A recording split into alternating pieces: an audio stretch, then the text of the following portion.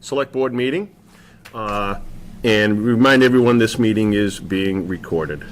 For the first item tonight, we'll get right into the business and ask Town Administrator Justin if you can give us the warrant. Sure, thank you, Mr. Chair. So before you, you have warrant 2420 dated April 4th, 2024. On the payroll side of things, totaling in $805,421. On the bills payable side, $703,909. A couple things I want to call out there. We did have in the amount of $6,000 purchase of salt by the DPW at the end of the year, which thankfully we made the purchase because we had that surprise April weather event. Yep. You know, the second we pulled it off the warrant, you knew that was going to roll through. On the fire line, you can see about a $30,000 expense for replacing turnout gear. That puts up a planned expense. Happened a little earlier due to a discharge of fuel. There's a $2,500 opioid abatement purchase. That was the sandbox. Yep. So there's some movement there. And then at the bottom, $19,823 in abatement on the treasurer line was from the ATB Walgreens case. So that's something that we had to pay out. And that's everything. All right. Any questions, anyone? Discussion? I'll move to accept as presented. Second. All right. All in favor? Aye. Aye. Opposed? No, passes unanimously. Thank you. Just a question, Justin. I'm looking at, on the Public Works, it looks like there was actually no expenditure of the snow line item. It looks like some overtime, and most of the work happened during regular work hours. So am I assuming that we're still within budget and not going to town meeting for? Correct. Okay. Yes. Are we out of salt officially? I know we usually have a little bit in reserves. We're keeping a little bit. Okay, good. Okay, thanks. All right.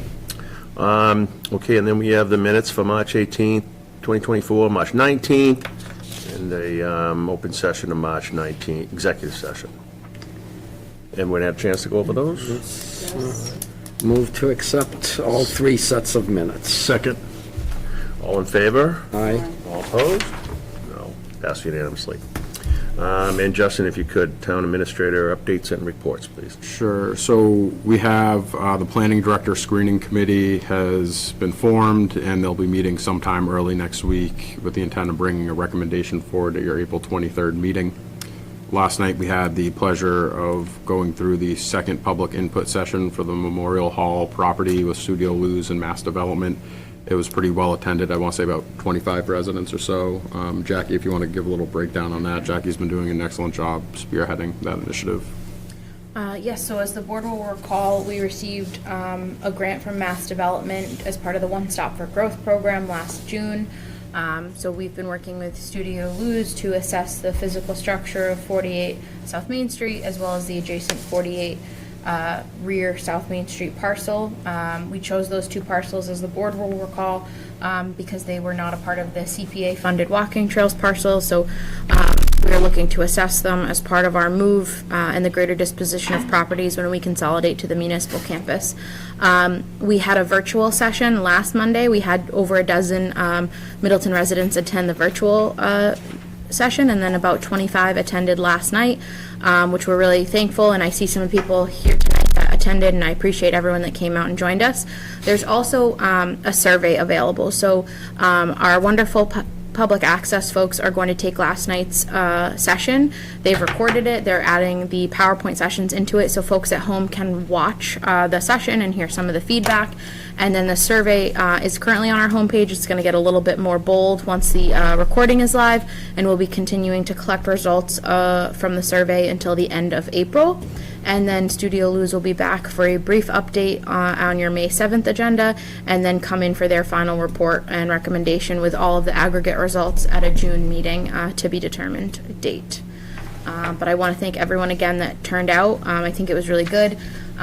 We didn't, as the board will recall, we didn't focus on the cost of what all the different things are. We're in the idea stage. It's important to do that because we are a good 2 years away from moving into the new campus, but we want to get a head start on what we're going to see on that property. But thanks again to Studio Luz and Mass Development as well for their partnership. Excellent, thank you. Good job. We're in the process of reviewing ARPA funds, so as I'm sure you recall, there are a couple different initiatives floating around the town has been chipping away at. Some of those have wrapped up and come in a little bit under budget, which has left a little bit of a remainder, which is a good thing. So Finance Director Wood has compiled a list that'll be on the agenda for your next meeting. We can just review it, go through, see how much is left. It's not going to result in a windfall, but there'll probably be maybe $40,000 or $50,000 rolling around there. So we can discuss maybe a good use for those collectively as a group. Yes. Always a good thing. We've been having some meetings with MassDOT, so the traffic is obviously a large issue in town, and we're trying to take a more comprehensive approach to addressing that issue.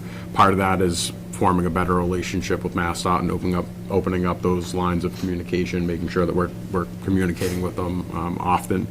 And so later this week, we'll be meeting with MassDOT, some folks from TEC Engineering, some representatives from the Bridge Middleton 40B project, and a couple members of our zoning board to talk about the dynamics of the select board's development agreement, but also where MassDOT comes into play. We don't want to get a plan together and then not mention it to them and try to start and then all of a sudden say, hey, by the way, like this is what you're responsible for. So we're starting that process with them early. Our team has developed a list of condo associations and other civic groups in advance of the annual town meeting.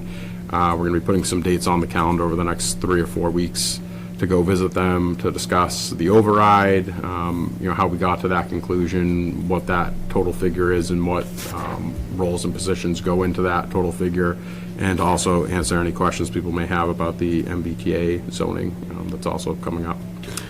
In talking about that, I think, we typically would, for the last few years, we've had a pre-town meeting the Thursday before town meeting. I think, this year we need to do something in additional, because many people have requested, mail-in ballots and getting information out on the easement, the MBTA zoning, the override, and possibly the Masco project earlier, I think is, advantageous. So I would suggest see if we can pull a meeting together, maybe Monday, April 25th, to have the, for instance, the department heads, make their, the presentations basically that they made to the select board and FinCom that convinced us of the needs of those departments that could not be met within the confines of 2.5. Maybe if people understand the needs, then, they would be more likely to be able to vote yes on it, because it is going to cost them more money. It's not an ask that we take, lightly. The last time we asked, people for an override was in 2016. We told people that override would get us 5 years. It's gotten us 8. But in those 8 years, especially in the last couple, inflation has been above what we are allowed to increase our spending by under Prop 2.5. And if we can't convince the people to fund this, then the next budgets will be reducing staff, not staff that we need, but staff that we can't afford. Staff that we have, yeah. And so I think the earlier and the clearer we can make explain the rationale for the actions that are being proposed, I think it will serve us, well. I agree with that. I'd also ask Justin, so if there's going to be some sessions of offering opportunities to have a dialogue and provide some information to the public. So one of the overrides that looks to be on the agenda is Masco. I mean, I feel comfortable that the town is very, and surely this board and the Finance Committee are aligned on the need around our operational override and the other items. I'm probably about as much in the dark or unclear on the Masco override as probably the voters are. Has Masco and the representatives in the administration offered up any other, I know you've been talking amongst the three towns, but are there any type of educational efforts that they're doing around this beyond their school committee meetings? And are they going to do something similar, either aligned with the work that's doing with the groups that you're doing outreach to?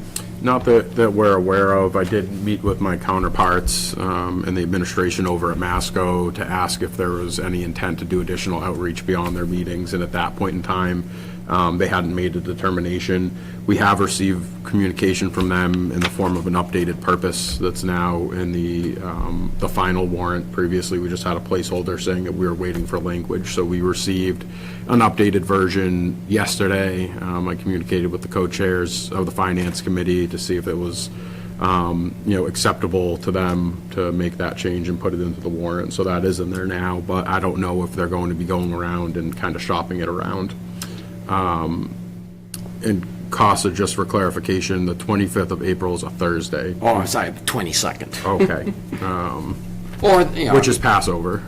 So it's, maybe we should, maybe, it's we'll find a date. We'll find a date. But, maybe Thursday, the 25th, Yep. Would work better because, it's got to work, for the staff, our room, broadcast it, advertise it and give people an opportunity to come and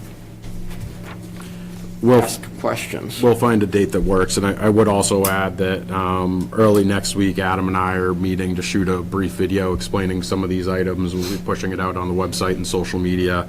And then the pre-town meeting that you had referenced, which is typically on a Thursday, we're bumping up to Tuesday, May 7th at 7 p.m. at the Flint Public Library, just because we found, particularly for the special last year, that when we get feedback at those meetings, by the time it's Thursday, you come in Friday morning, and it's kind of a quick turnaround for us to implement changes. Are we having a select board meeting? have a meeting. Yes, yep, so it's going to be a brief agenda, hopefully, or we're aiming for it to be a brief agenda, running from 6 and hopefully ending by 7, and then I'll be running over to the library. So the calendar is getting very full this time of year, very Well, quickly. maybe, we should have our meeting there, so that. It would be a shorter commute. Yes. So, yeah.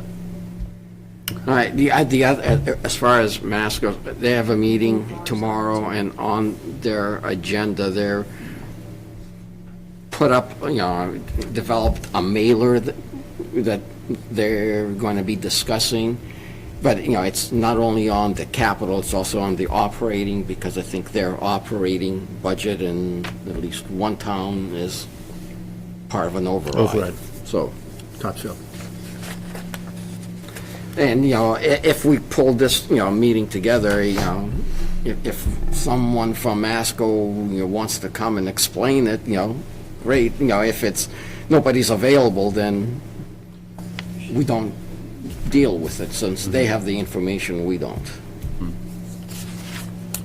Anything else on those items? The only thing I'd say is that May 7th, we could move our meeting up to help, even if we move it up an hour, that would push it to 5. I don't know how that works for everyone's schedule.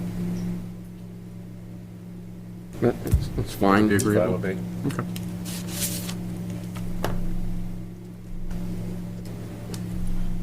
Okay.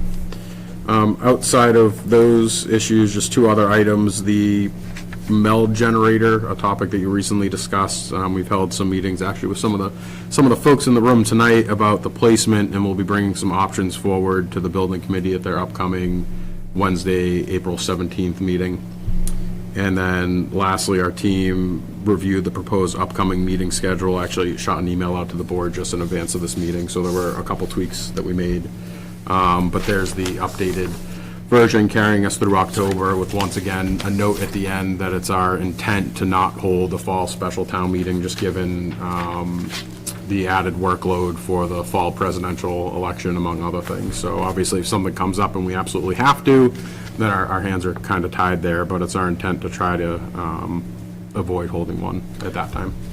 Anything you want to mention on the municipal complex and the bidding? So actually, we have a specific agenda item, so we'll cover that tonight. But thank you. Thanks. And that's everything. Yeah, good. Any other questions? No. Okay, thank you, Justin. Now we have, every meeting, we have a take time for public comment. We just ask that public comment have not anything to do with what we already have scheduled on the agenda tonight, so we don't have to, that way if you have questions or whatever, you can probably get them answered later on. So outside of tonight's agenda, do we have any public comment from anyone here?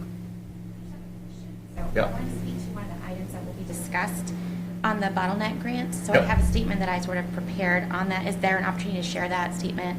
Yeah, after we're our gonna ask for presentation? Okay. input at that time, rather than, That's fine. Spread it Probably out, makes yeah, more context okay. then. So yeah. You're no welcome. problem. Thanks. Mr. Chair, just as a point of reference, we do have Mr. Garber up on Zoom now. Yep.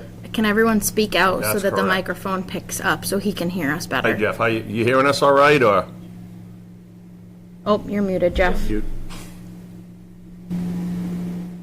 A little hard to hear, Rick. Okay, try to project a Sing little out. bit more for you. We'll yell at you, Jeff. Thanks. All right, thanks for joining, Jeff. All right, then, if we could move on to the next item is, we have our own town clerk, Eileen Twist, a review of, a mention of early voting opt-in and a review of a recent recount.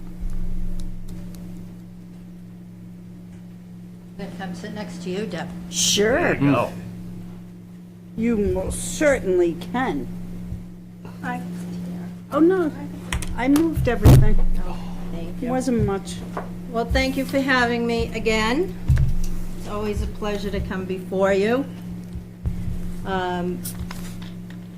As we did last year, you'll remember, maybe, with the changes that were made in the 2020 and 2022 election laws, we now have to opt in to municipal in-person early voting sessions.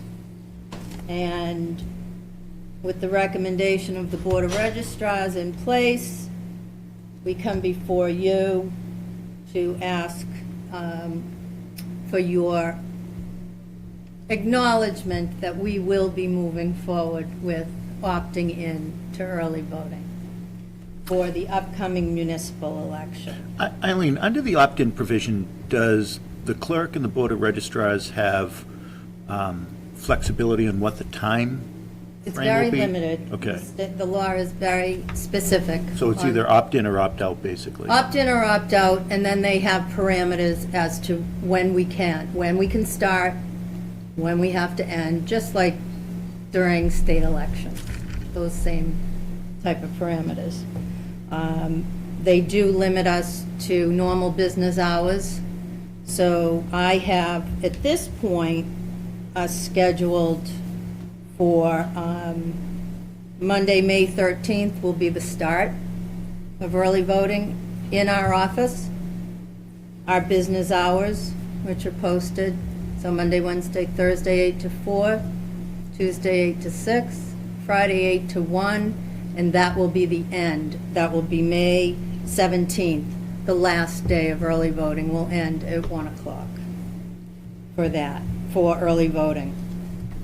I'm going to just follow up on what Costa made you aware, that because of during the state election years, the even years, the vote by mail application postcards went out. Most everybody filled them out in town, whether they knew what it was or not, and returned it and checked all elections. Given that, we're obligated to send them a ballot. So as of right now, we have about 1,400 ballots that are going to go. I'm sure there'll be more. And the last day to withdraw or object from nominations is April 18th. I've already sent the ballot proof to our vendor. They have it ready to go. April 18th at 5:05, I will let them know to go to print. And we should have them in 1 to 3 days, I'm told. And then we will start to get all of those thousands of ballots out in the mail. So that'll be going out. So I would follow up with Costa that, you know, public education will be really important. We'll get a lot of calls. People may hold the ballots till the end, or they may just opt to come in and early vote. We just don't know, but it's an expense we have to deal with. Now, Eileen, they can't bring their ballot to the voting booth, No, right? no, because Just I so the reject public that knows. one. So I have voters come with their ballot and say, oh, I got this. Well, it needs to be destroyed. We physically reject that ballot if they opt to vote. Otherwise, they can leave the polls, go fill out the ballot, and bring it back to my office. We cannot accept ballots at the polling location any longer. That's been put into the procedures from the state. So, with your blessing, I would appreciate a motion to agree to move forward with an opt-in with early voting for the upcoming 2024 municipal election. I'll make that motion. I'll second. And I would note it has to be a roll call vote. Okay. Yeah. Do you have, what's the deadline for the opt-in from the? I 5 think da- well- You might have mentioned it already. Well, I mean, for you to vote. No, for the town to say that, you know, that we're opting into this. So for us to make it official, it's the 5th business day prior to all elections. But I'm not inclined to wait. No. I like to have things in order, you know that. So Yeah. But, That's why it I runs so want to be able to smooth. advertise it, got it, yeah. so that if people want to wait, they're going to get their ballots, but if they want to wait, they know they can. And it'll be a busy day here, I suspect, because school is open. Well, just the primary, you were saying, was It a was lot wonderful. busier We than were normal. really busy. I suspect we'll be very busy for this election.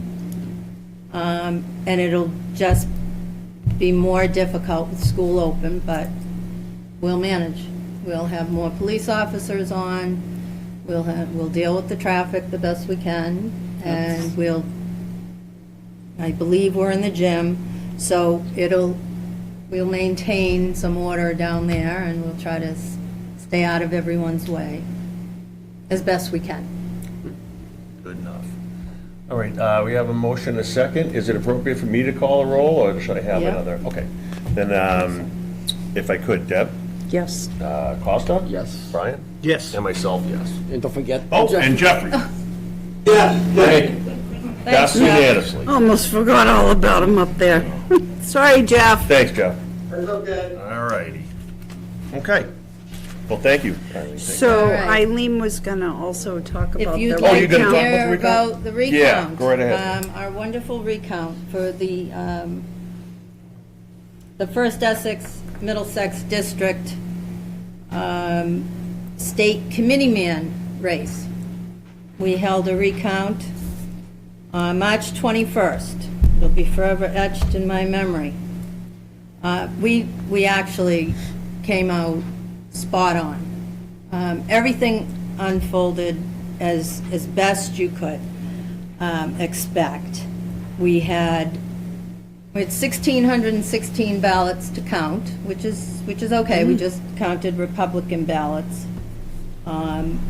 We came out on the money, and we had a lot of support.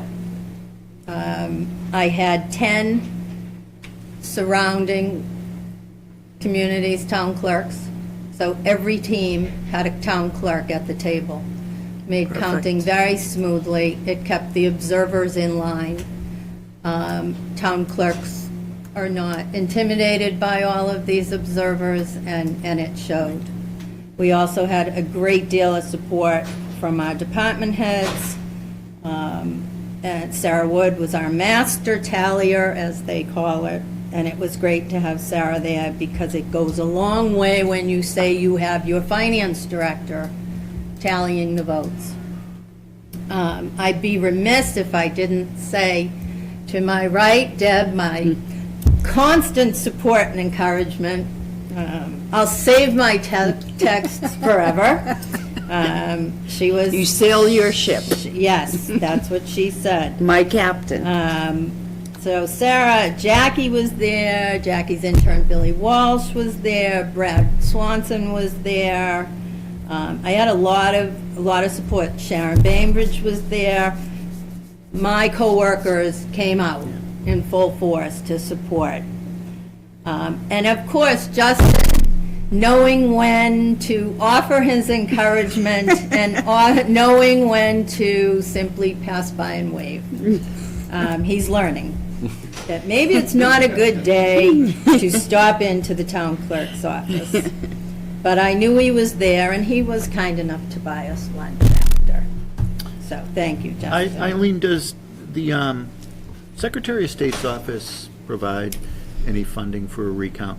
No, actually, a number of us called the state auditor and gave a pitch, and they said, unfortunately, this is a burden to your own communities. Yeah, it is a burden. I've always said this about both the Democratic, Republican, and I guess Libertarian. I think those are the three parties that actually have Right now, yes. ballots for state committee. It's a little bit of a different process. Most states that elect their state committee members do it through a process that's not on an actual election ballot and happening simultaneously with a presidential ballot.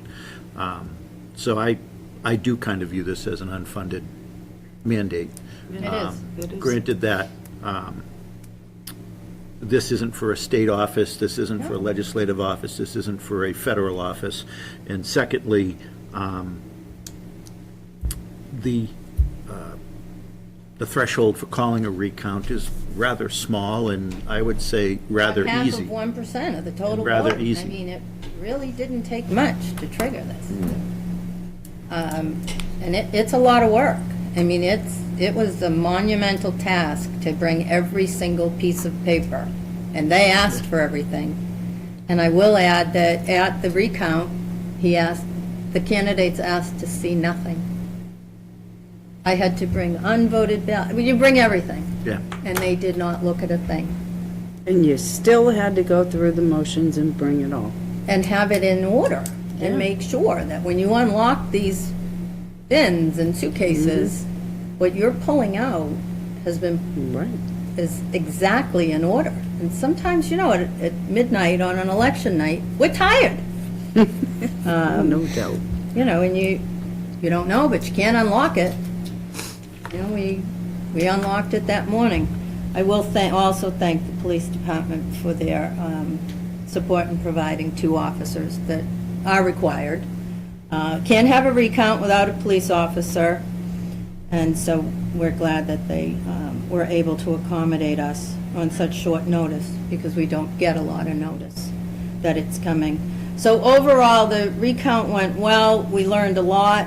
I hope we never have to do it again. I'm not so sure we won't. But we'll see. We'll see what happens. Any other questions with the recount?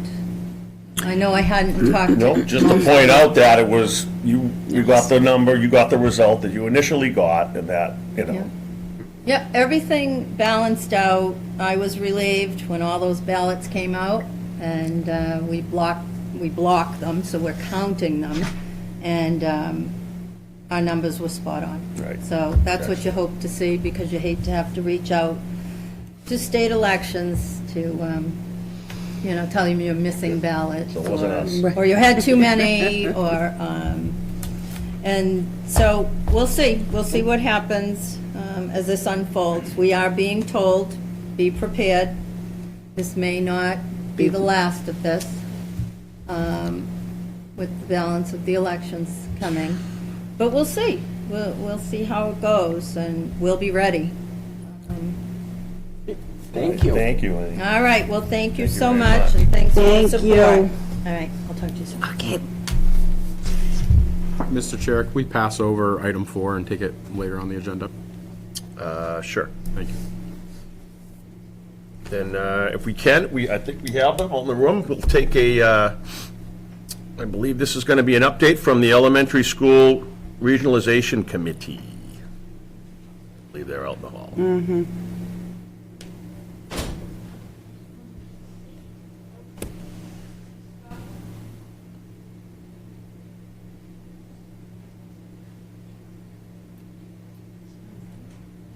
Yeah. If you guys want School committee members can, to sit up here, yeah.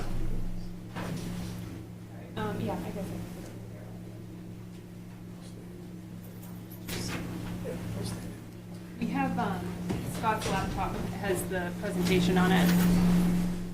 I guess, Costa was saying the school committee members can sit Yeah, over school here. committees can sit right up here. Enough room for you. Membership has its privilege.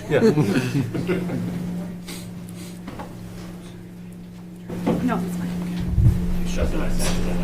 And here's another chair if you need it. Please. There's another chair behind the projector too, I see. Yeah. Actually.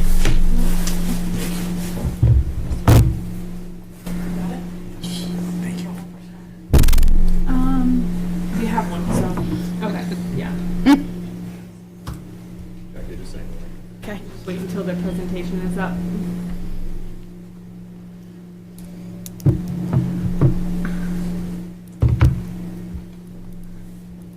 While that's coming up, why don't you kind of introduce?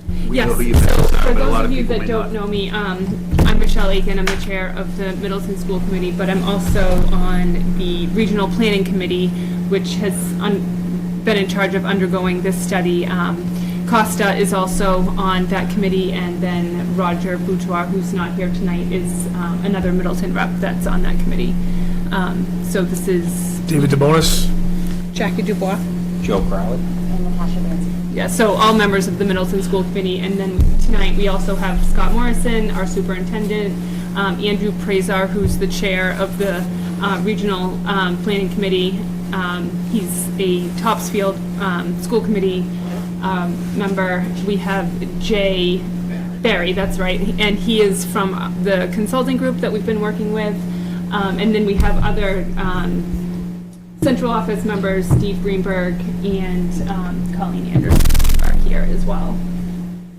Okay, so can we? Whenever you're ready. I'm going to do my best not to read right from the PowerPoint. So why are we talking about regionalization of the 3 elementary schools in the Tri-Town? So it seems to be every 10 years or so this topic comes up.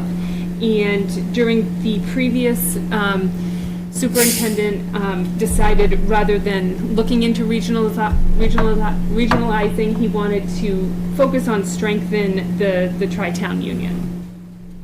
So in 2021, a lot of you here may remember this, but we were awarded a grant of $100,000 to look at the feasibility of regionalizing the 3 elementary schools. This grant expires in June of this year.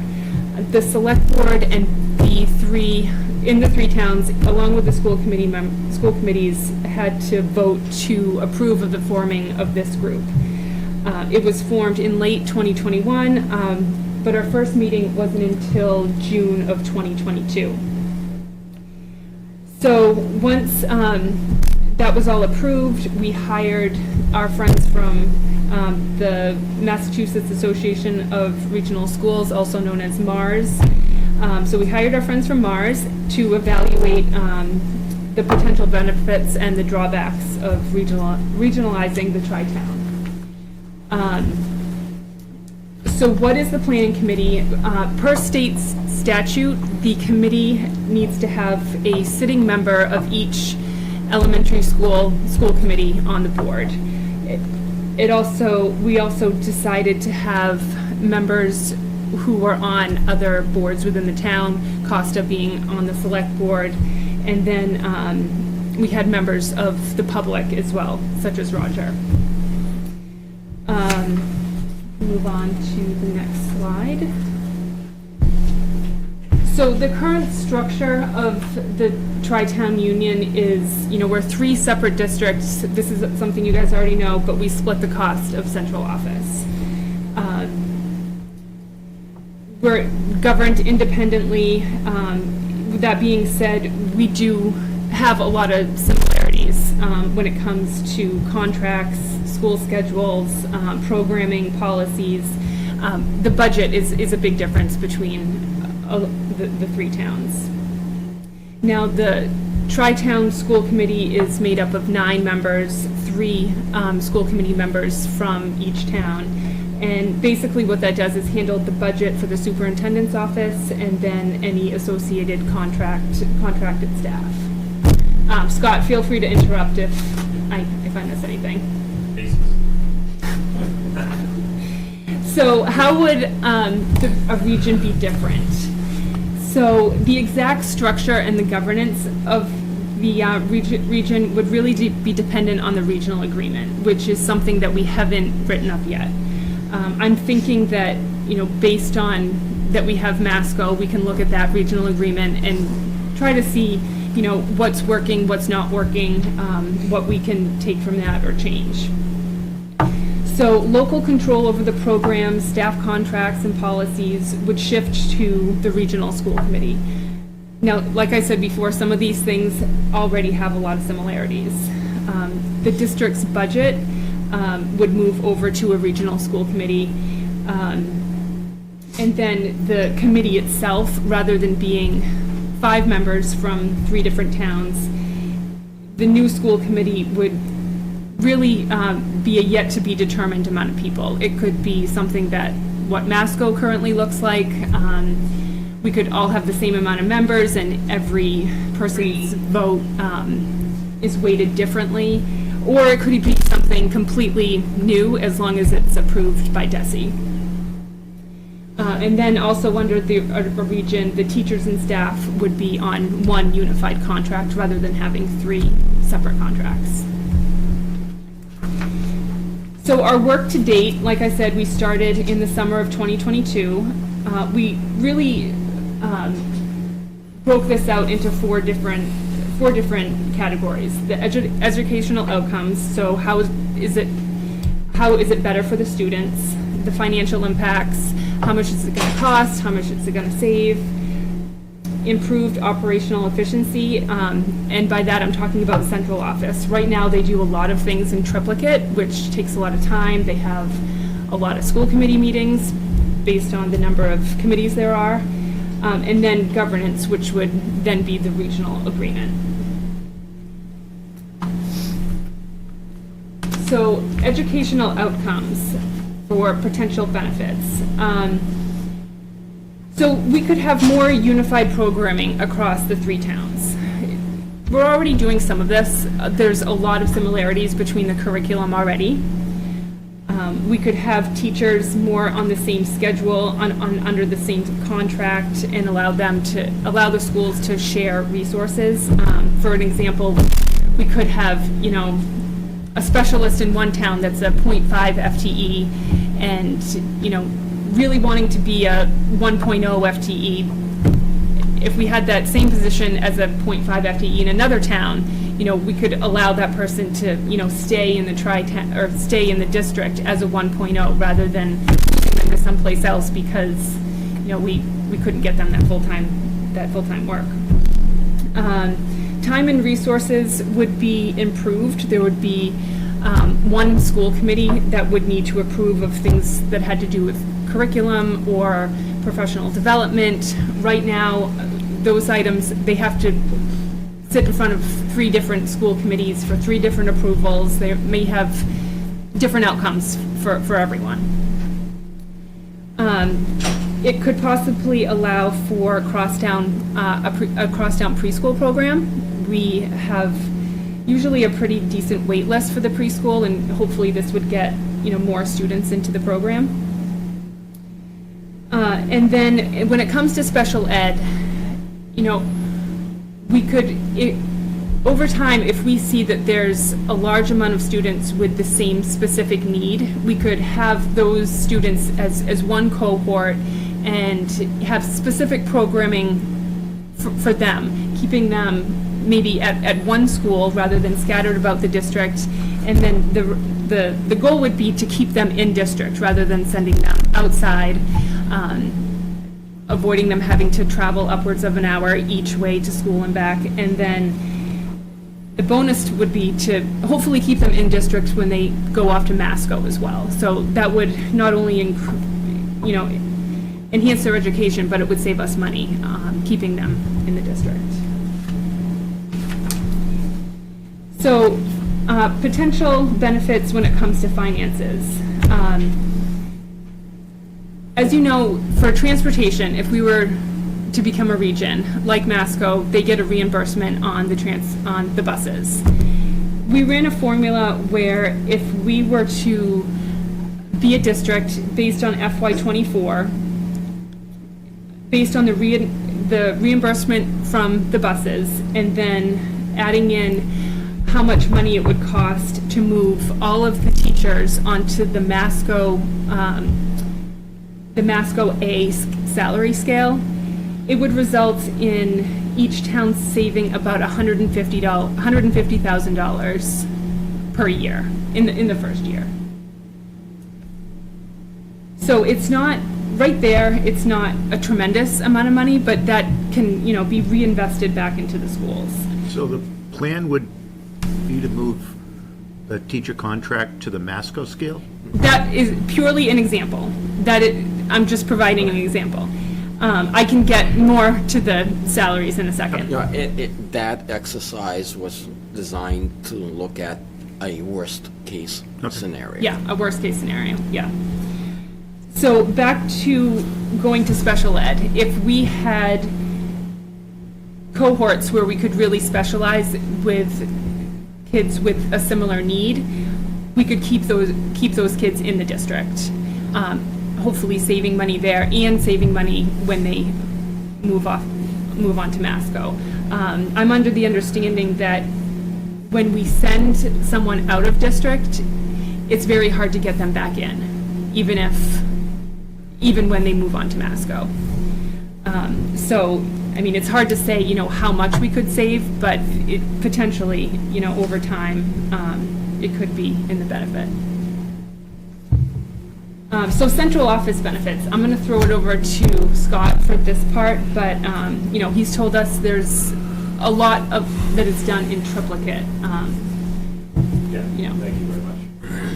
I would say that the thing that we always start with when we talk about this work we've been doing for 2 years is that the law states that we have to call it a regional planning committee, and the analogy we always make, if we're planning Costa's surprise birthday party and it's a committee doing that, it's going to end up in Costa's surprise birthday party. It ends in that birthday party, right?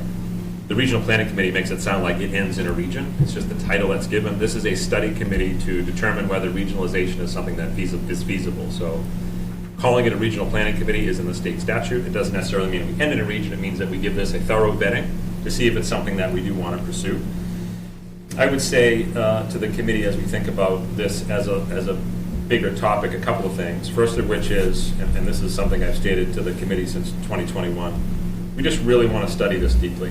It does come up every 10 years, and it never really gets studied to the depth that we've studied it now with a consulting firm. We've had grant money, and to really give it a good hard look to see, is it something that would be beneficial to the 3 towns? What would the benefits be? What would the drawbacks be?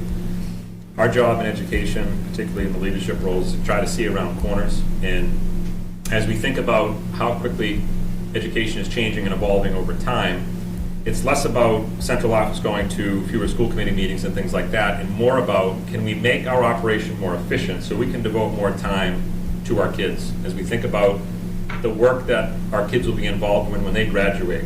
I say to my school committees all the time in all 3 towns that, the world could fundamentally change in 10 years when you think about artificial intelligence, virtual reality, and things like that, and the economy that kids will be graduating in. The first graders here at Fuller Meadow 10 years from now will only be in 11th grade. They won't even be in the workforce yet, right? And so what are the knowledge, skills, dispositions, and competencies that we need to equip them with in order for them to be ready for that economy that they're going to be in? The way the Tri-Town is set up, it is inefficient in terms of how it's modeled now, and that's something that's been studied and looked at in different variations over the course of time. And is there a way to make it more efficient so we can deliver an even better product to our kids in a more condensed amount of time, because it is all moving, as we say, very, very quickly. And so as Michelle talked about from a benefit perspective, and she talked a little bit about special needs programming, having cohorts of kids that we could maybe keep in district. We talked about transportation. When you talk about staffing and retention and things like that, right now for every 100 jobs available in Massachusetts, there are 44 applicants, right? And you guys are probably seeing this in everybody's industry. It's very hard to find and attract people to positions now. And the more that we can attract folks into education and having a model that allows people to maybe flow between the districts, that services our staffing needs in a much better way. I'll give you a quick example of that. Years ago, we had a half-time art teacher here in Middleton, and that person wanted full-time. And it was someone who had been here a long, long time. They had what's called professional teaching status, which means they've taught for more than 3 years. They were, a senior teacher at that point. And we had a 1.0 opening in Boxford, and this person wanted that 1.0 job, and she had to go back to being a first-year teacher again, because it would be like applying in Drake or Tewksbury. It's a different town completely, right? So we don't have the ability to allow people to flow in between, as Michelle talked about, in terms of staffing and things like that. So these are all of the things that we're taking a hard look at, the potential drawbacks, the potential benefits. I think one thing that this committee has heard me say before, when I say this committee, I mean the regionalization committee, from a regional agreement perspective, there's only one painting hanging in the art gallery in this part of town, and that's the Masco Regional Agreement. And it doesn't mean that we would have to fall into that Masco Regional Agreement. There are other paintings that can be hung in that gallery if you sort of extend that analogy.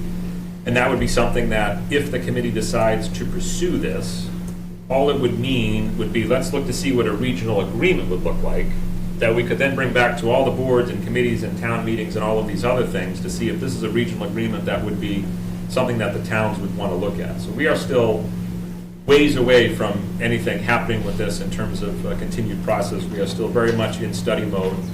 And this idea of a regional agreement to seeing what that could potentially look like, I think that's a healthy, my personal opinion is that's a healthy thing for the committee to undertake. It doesn't commit the committee to anything. It doesn't commit the towns to anything. It just says, here's what one of these paintings can look like. Do we agree or don't agree with it? If we don't agree with it, it ends. The committee has the ability to end it before it gets to a regional agreement, and I hope that doesn't happen just from the perspective of like a full study of this thing to see if it's a worthwhile endeavor or if it's not a worthwhile endeavor, because I can guarantee you 10 years from now, this will come up again. And it would be great to have an entirely full, thick report that we can pull off the shelf and say, you know what, this was studied in great depth 10 years ago, and here's where it landed. And I think that would just be helpful for the 3 towns to have an understanding of that. So, Michelle, throw it back to you. Yeah. Thank you, Scott. Yeah. So when it comes to governance on the next slide, like I said, this is something we haven't, the regional agreement is something we haven't started working on yet. And then that would be determined what the new regional school committee looks like, how we vote, how many people are on the board, how our infrastructure is maintained, things like that. So we could, like Scott said, we could end this study even before we get to that point if after these community meetings, based on like the type of feedback that we get, the regional agreement portion is going to be, a 1.5 year long process when we go through all of the drafts and approvals from DESI and the town and, things like that. So potential drawbacks. But the budget's kind of the big guy, and the budget decisions would shift from local control moving over into the regional school committee. All the school-specific programming would need to be reevaluated to see if it fit into the region. salaries would probably increase. They're not going to decrease, but they wouldn't increase for everyone. I think the state statute says that no salary can decrease, but it could stay the same. So if we had, I know some of you may be familiar with the different salary scales that the teachers have. There would be one salary scale, and, you know, if this person in Topsfields is in the same box as that person in Middleton, you know, it would be whatever salary is higher. So it wouldn't necessarily be, you know, a Masco grid. It could be a completely new grid, but nobody's salary is going to go down. And then the cost of it would really depend on where the teachers fall in the grid. And then the district budget, it would need either a 2/3 vote from the towns or all three, depending on what was stated in the regional agreement.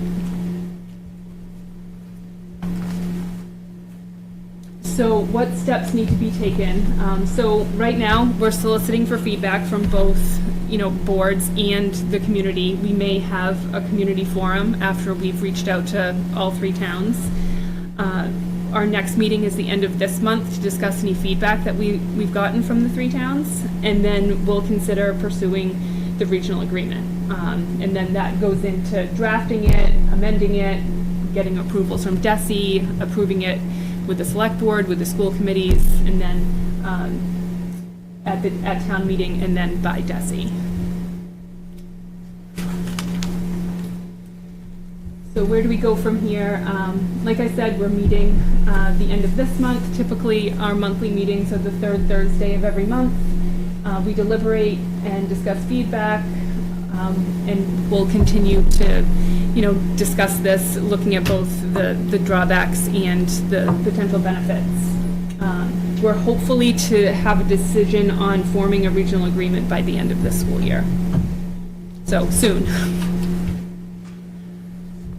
And then here's our contact information from the three school committee members that are on the regional planning committee.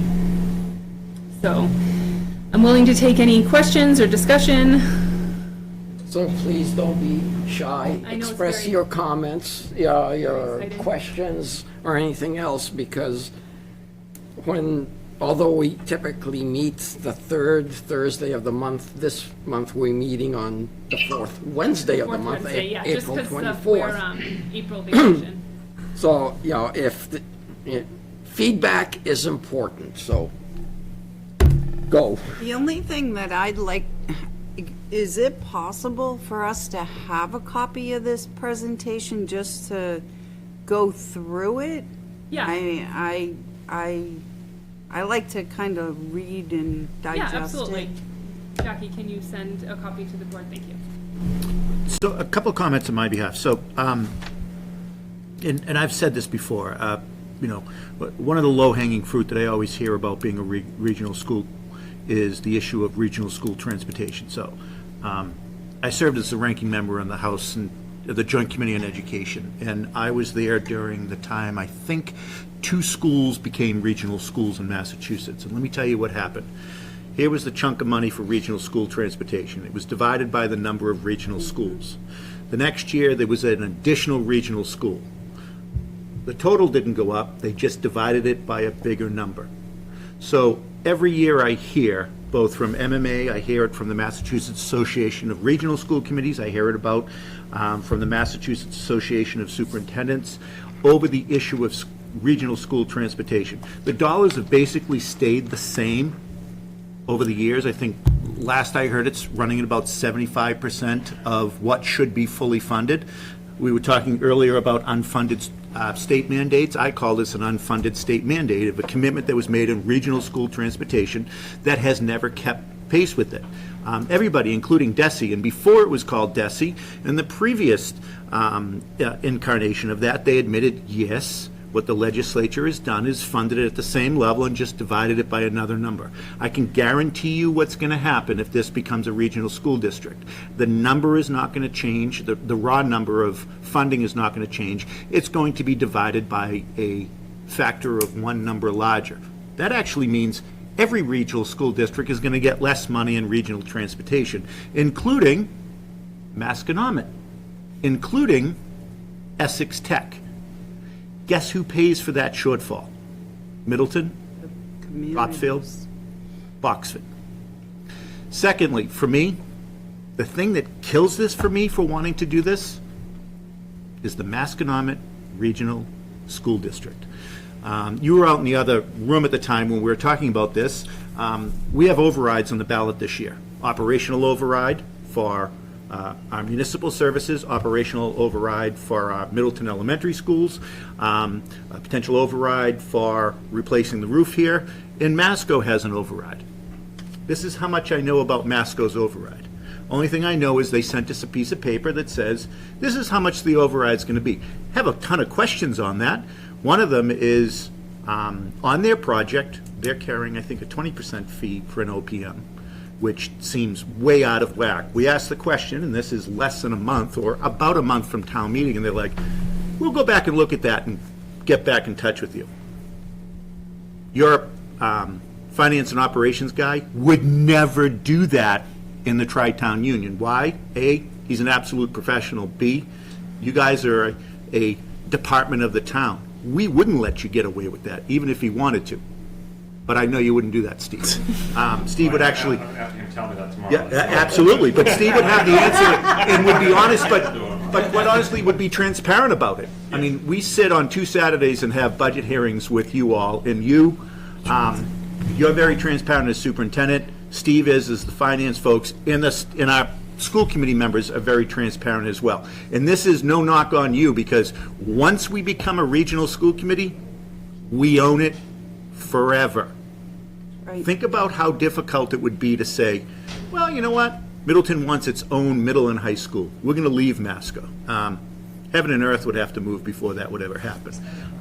So I could tell you, for me, forget regional school transportation, forget the $150,000 savings, forget all the items, forget what that contract looks like to make Middleton teachers, Boxford teachers, and Topsfield teachers aligned. Never mind the topic of who's going to own this building, who's going to own Howe Manning, who's going to own the schools in Topsfield, what's the condition of our facilities versus the conditions there, what is the bond rating going to look like? Our bond rating is pretty damn good because we've done some good work. What does that mean now when 30 years from now a new school has to be built, and how does that happen? For me, it's the creation of a regional school committee for the elementary school puts us in a position, and I know this board has heard me say it at times, Masco acts like a private school that sends us a tuition bill every year, and we write a check with a smile. I don't smile when we do it, but that's what it is. None of us do, That's Brian. not our relationship with the Middleton Elementary School. I would argue that's not the relationship with Topsfield and Boxford with the Tri-Town. And some of that is because of Scott and Steve and you all, but I can guarantee you Scott and Steve and you all aren't going to be here 10, 20, 30 years from now. I surely won't be. Well, hopefully I'm still here, but not here. And for me, I didn't oppose when we were going down the road studying this, but have to be a pretty big thunderbolt for me Okay. as a member of this board to ever want to support the creation of a regional school district for the elementary schools. And I appreciate your experience with this. What I didn't mention at the beginning of this is if we don't pursue the regional agreement or moving forward, what items in this study have been brought to light that we can still do to make the Tri-Town more efficient? And can we revise maybe the TTU recitals in order to, fill some of these shortcomings? So if the region doesn't happen, maybe there are still ways that we can become more efficient that will allow some of the educational benefits. yeah, I completely agree with that, and I would like to see those items. And if some of those items having to become a reality means Scott and Steve come back to this board, your board, and the finance committee about this is what investments on our end is going to improve the union, not just improve Middleton Elementary, sign me up. I'll stand and raise my hand for that. What I just can't, this would be a vote that I would never forgive myself on, because the autonomy we would be giving up, I think, would do a greater disservice to not the students today or 10 years from now, but the future students of here. Because I'll tell you, my kids went through Middleton Elementary, my daughter all, but we came here in second grade. My son went through Middleton Elementary the whole way, and they both went through Masco. What a difference between the two schools. I wish the experience they got in Middleton Elementary through the Tri-Town Union translated over to Masconomet. I really do, and I will tell you, and this is not a knock on the current administration of Masconomet, this is a knock on the process and the structure at Masconomet. And my concern is going down the road of looking at a draft regional structure, for me is an exercise in futility. That's a lot of work over a year or two, and then asking DESI to give approval to. And again, I can't speak for the rest of this board, I can't speak for the majority or all of your school committee, but I don't think the dog's gonna hunt here in town. I really don't. If I may, as a lot of you know, I was against the study to begin with, and for a lot of the reasons that Brian has just brought up, exactly my fear, what would happen is starting to happen. All of a sudden now we're starting to possibly draft a regional agreement, which was my fear when we started this.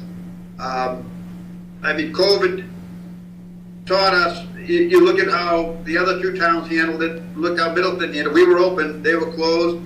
For those reasons and the reasons Brian just brought up, I would like to make a motion that the select board vote that the town of Middleton ends their participation in this. That doesn't mean that some of the good ideas that came out of the study can't be explored and implemented.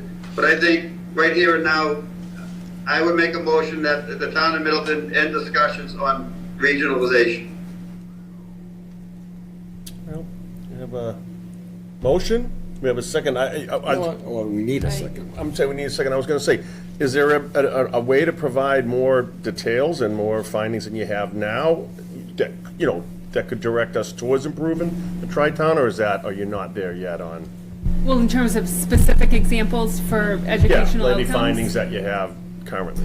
I mean, I think it would just, I don't have specifics, you know. I know that it would allow for central office to become more efficient so they can focus on teaching and learning and keeping up with technology and making sure that, you know, we're, you know, cutting edge, if you will. Scott, do you have anything to I add? would say, it's a good question, Rick, and I would say that, you know, that would come after all of this, right? Let's say we don't get to a regional agreement or the thing ends, right? Then we shift the focus of the group and say, okay, what are the ideas that have been generated that could maybe look to strengthen the union? So we're not at that stage yet, but there's been some things along the way that I think have certainly helped us for sure. So I'm going to, for purposes of conversation, I'm going to second the motion. A couple of more comments. So, and I know this is all back of the envelope of about $150,000 savings per community. You know, thinking about what a regional structure looks like versus a union structure. So, is that taking into account? My wife's been an assistant superintendent in a regional school and an assistant superintendent in a standalone district that's not regional. And, you know, does that take into account the creation and the hiring of a district treasurer, a regional district treasurer, and the operations that happen there? I will tell you, there are functions that are happening right now in the town of Middleton in the accounting department that will now have to happen in a regional school district's accounting department. Accounts payable, accounts receivable, payroll, benefits. Now, I know you have an HR staff, but we have an HR staff. Somewhere in the middle they meet. I don't know how that happens, but it happens. But now you'll be a standalone organization. So I would expect that the staff level today in the Tri-Town Union won't be the staff level that would exist if tomorrow you miraculously became a regional school district. So I don't view regionalization pro or con about saving or costing money. I do give credence to the issue of efficiency, but also innovation. So if there are items efficiency-wise or innovation-wise that need to come to the Tri-Town Union's administrative roles, or how you operate collectively, bring them to Middleton. Now, if we're willing to fund, but Topsfield and Boxford isn't willing to fund, how do we either overcome that or go forward with it in spite of? If you come to this board and the finance committee through your board with an efficiency that is going to support our students and maybe strengthen the union, I don't think we'd say no. I mean, we're sitting on a pretty substantial override this year, and a bunch of it is the elementary school. Why? Because you've convinced us that it's the right thing to do. Not that, well, it's been 8 years since we've done an override, let's do one. It's the right thing to do for our students that I actually think improves the union. So there is some credence to the rising tide will raise all boats. But I just think going down the road of having a conversation of a regional agreement, you want to talk about the time and commitment both with your committee and the administrative office, I think that would be pretty dramatic. And I'm not going to speak for the other members of my board, but I have a feeling they probably have a similar position. So you may be going down the road of creating a regional agreement that if it ever came to the town for an approval, this is going to be like a bunch of X's in front. Jeff, your motion doesn't preclude discussions of making the tri-town union more efficient, correct? Right, correct. Absolutely.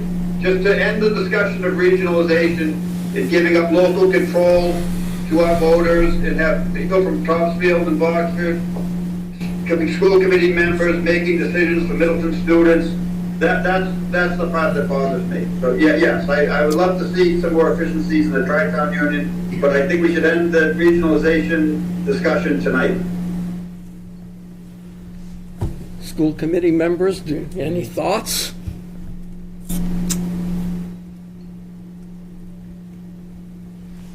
I think we can still obtain some efficiencies, like you said, in the process through the exploration of this stuff, and it could be decided by the Tri-Town Committee. I think that's a plus. I mean, I think, I certainly don't like to give the power of the voters, take that away from them in terms of decision-making.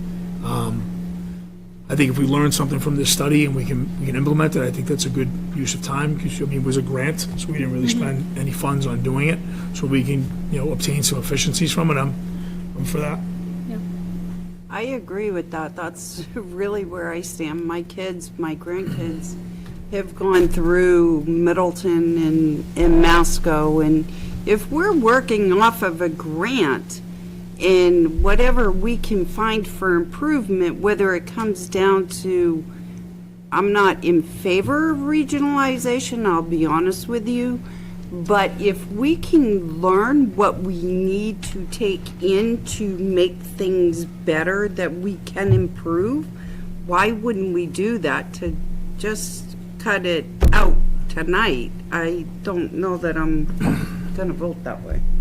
Well, if I'm not mistaken, if a decision was made to not go to regionalization, I don't think it Does it, falls an end to does your it study, eliminate does the it? study? I mean, if you're think truly it looking may. to, I think it may. I think it does. Yes. all right. But the study is not, the grant was to study regionalization, not to study efficiency of the tri-town union. So the discussions Right. of regionalization would end, but there is nothing to preclude from the discussions of efficiency from continuing, whether it's that group or a different group. So I don't know the rules of how a superintendency union would work. I think Scott is the best resource for that. So I would need to find out, what we can and what we cannot do based on the union that we already have. I mean, the other thing, there is a cost involved that in a regionalization that is kind of unique to Middleton as opposed to Topsfield and Boxford. Both of those communities have a higher employee health insurance at a higher rate than Middleton. And what would it look like if all of a sudden the teachers at Fuller Meadow and Howe Manning, who are now getting the same subsidy as all other town employees, now got a much higher, subsidy because of the regionalization? There would be pressure from our union, the other unions, to increase employee equity, even though, they've now gone to be employees of a region. Even though we've embarked on a course to try to get more to a market rate, it's not a guarantee that we'll be able to do it over the long term.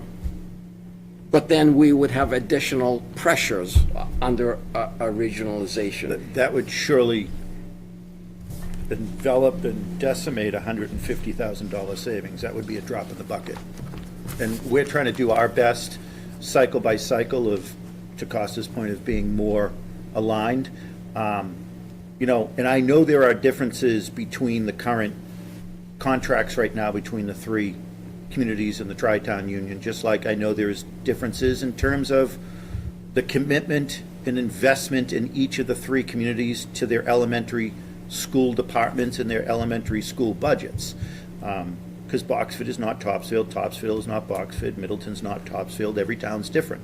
So I think to get the three communities to parity, and I think if Masco A is the worst-case scenario, what's the bigger worst-case scenario is the effect it has on an employee today, town of Middleton, and then tomorrow that same employee becomes the regional school department's employee.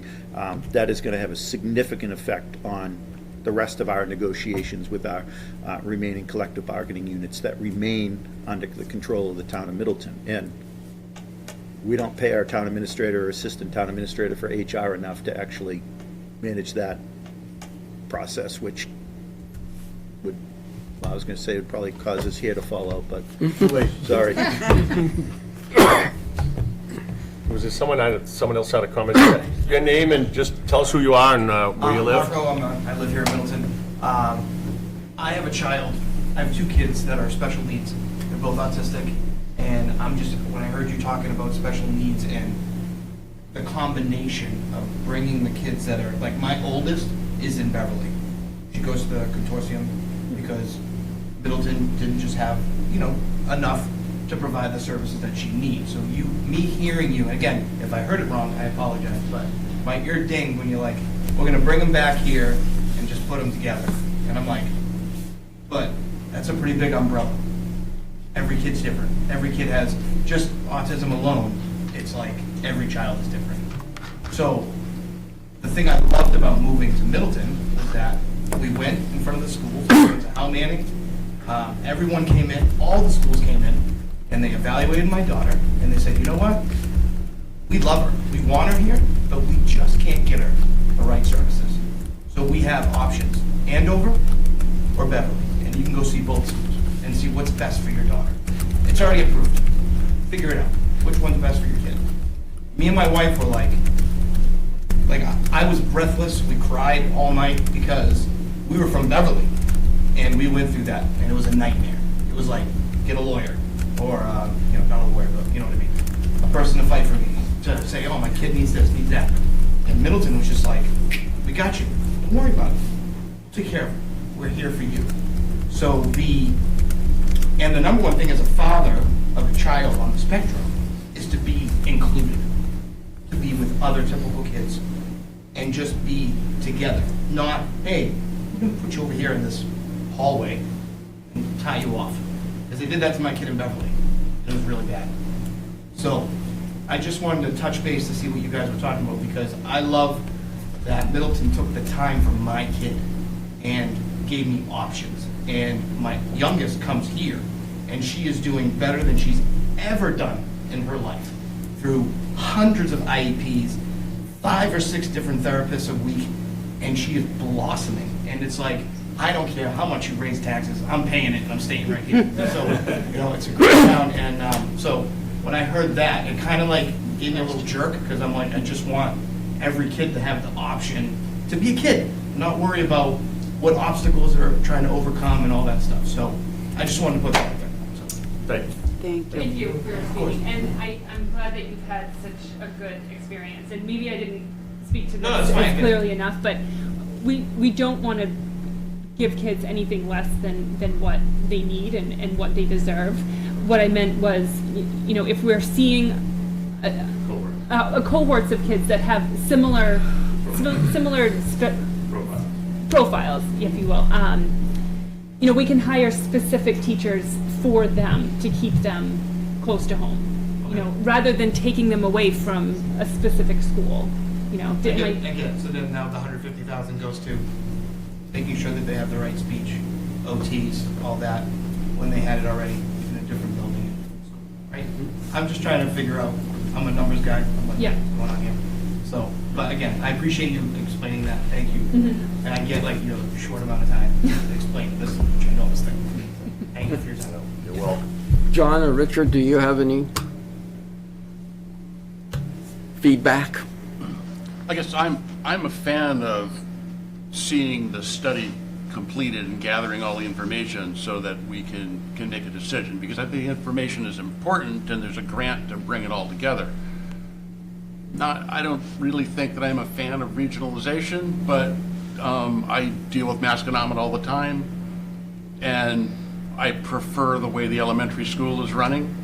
I think that Middleton has a bigger impact on the elementary school than we do over at Masconomet. I just leave it at that, and I think that it's better. But there are potential economies of scale. Going to a region, I mean, the subsidized bus service is tempting, but as Brian pointed out, it's never really been funded. I mean, I've been dealing with Masconomet for 20-something years now, and it's never been funded fully. So I don't ever really expect it to be. It'll just continue to get smaller and smaller until everyone forgets there ever was a subsidy. So, but I think that the study should be completed. And we should definitely be looking for ways to make the Tri-Town Union, I don't want to say more efficient, but the fact that there's everything done in triplicate, Streamline. that's just too much work for that administration. There's got to be some way to kind of streamline it. So, John, let me ask you, by the study being completed, do you mean just getting a report of the pluses and minuses of regionalization, or that and a draft district agreement? I don't know if I want to go as far as a draft district agreement if we aren't really serious about doing regionalization. I mean, if there was a district agreement that could be put together that would satisfy Brian, then, well, maybe it would be a good thing to try. I'm not sure that Middleton rules all is going to fly in the region, but that might satisfy him. I guess, I'm not opposed to the study. I'm not opposed to the work that you've done. I mean, I sat in a meeting with your superintendent when we first started talking about this, and I was very clear. I was going to have a hard time ever being in favor of a regionalization for the exact reasons and then some. I just think going down, drafting a regional agreement, because I will tell you, a regional agreement that's going to get drafted, that if the majority of the towns or the majority in each town said, yes, we actually want to move to a regional structure, I think it would be a lot more than the draft agreement that this planning committee puts together. And I think it's more than just asking DESI, do you approve or oppose? Because that's where the proof would be in the pudding, so to speak. So I'm not opposed to finalizing a report that, if the best thing that comes out of that is items that you bring back to the three towns through your school committees of, here's efficiencies we can drive that will maybe reduce costs, but maybe just improve efficiencies in the administration of, and then here's some barriers that we need to overcome to allow a teacher that's working part-time in Middleton to become a teacher that can stay full-time in the union, maybe they actually are part-time in both communities, or is there a process that we can follow to allow those issues? I mean, it's not lost on me, the whole recruitment and retention issue anyway. I mean, we're dealing with it right here in Middleton and recruiting and retaining our own municipal employees. I just think, moving down to Jeff's point, I think studying and now drafting a regional agreement is like, the door's open and 2 feet are in the room now. And I think it's gone from a study that has to be called a regional study because it's more than just creating a region, it's studying it, to now actually drafting an agreement. And I don't think the community here is there. I will tell you, I don't pretend to have my ear to the ground all the time, but if there's one thing that people complain about on education here in Middleton, it's about the lack of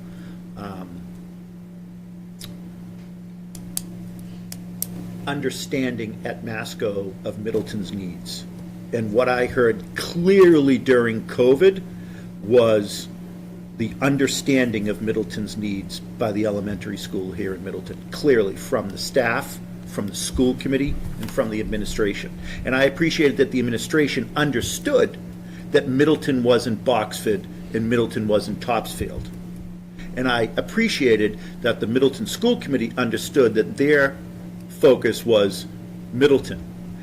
That will be gone under a regional school. That will, like, the school committee's charge would change, your voice would change, the administration's understanding and then driving to that will change overnight. I hope we never have a pandemic, but if it's taught us anything, is prepare for the absolute unimaginable. All right, we have a motion and a second. Could I ask for wording of the motion again, please? There was. So the motion is to end discussions on regionalization and not participate in drafting a regionalization the town of Middleton not participate in drafting a regionalization agreement, but that doesn't exclude us from exploring some of the benefits from the study that maybe could be put through via the Tri-Town Union. Somewhat amended. So for purposes of understanding, could I ask the question of, is the study done and the next step was to talk about, in your committee's understanding, the next step was to talk about a draft regionalization, or is there still work that's happening on the actual study? Well, the governance piece, which is the regional agreement, basically hasn't been vetted yet. And the way the ground rules work in our committee, we could end the study at any time if we know there's a certain piece of the agreement that we're just not going to get around. Right, I think the feedback, this is the start of the feedback tour. And I say this comment as well, we appreciate the feedback, just know that. And I know you and I did have a conversation years back, and I appreciate the discourse all along, and I would say that, like, we're a year beyond any other study so far, right? So this is all good discourse and feedback, and it's helpful, so we appreciate the authentic and honest feedback, so thank you for that. This is the beginning of the feedback tour, so to speak. We have Topsfield tomorrow, school vacation week, we have Boxford the week after. Same thing, we'll be sitting with the FinCom and the select boards to kind of hear, like, hey, what do folks think? Are they yes, no, maybe so? So the meeting that we've talked about will be the fourth Wednesday that Costa said. That'll be discussing all the feedback from the three groups. From that committee is then going to have to make a decision based upon, okay, we heard from all the groups. What does the committee think in terms of, are we going to the next step of pursuing a regional agreement, or are all three towns like, heck no, or all three towns like, yes, we're in, or whatever the case may be? What I don't know is, and I'm looking to Jay, who works with a consulting firm, if the motion passed here tonight, I don't even know, do we sort of have a meeting the fourth Wednesday of the month, because the group is... So, if I may, the motion is not, if I understand it correctly, for Middleton to withdraw its representatives from the planning committee. That's not what I heard. So, in that case, then the planning committee would go forward. And then part of the motion that you're talking about tonight will be part of the input that the entire planning committee talks about on the 24th. And there'd be you're opposed to the drafting of an agreement, but that you are interested, if I'm understanding this right, in concluding the study and learning from it. So the feedback on that meeting on the fourth Wednesday hearing, what Jay just said, would be Middleton is a no in terms of proceeding.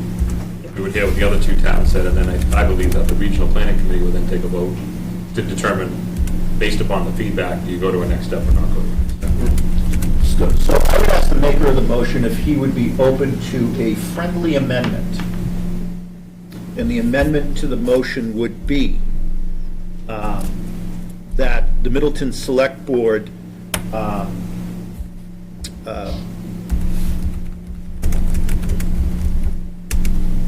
make sure I'm saying this correctly, to the concept of what you've said. What I'm asking here, Jeff, is if I'm hearing that the next step in the study is to talk about governance, which is a regional agreement, and we're the first step in a 3-town visit to get feedback, I think it's important.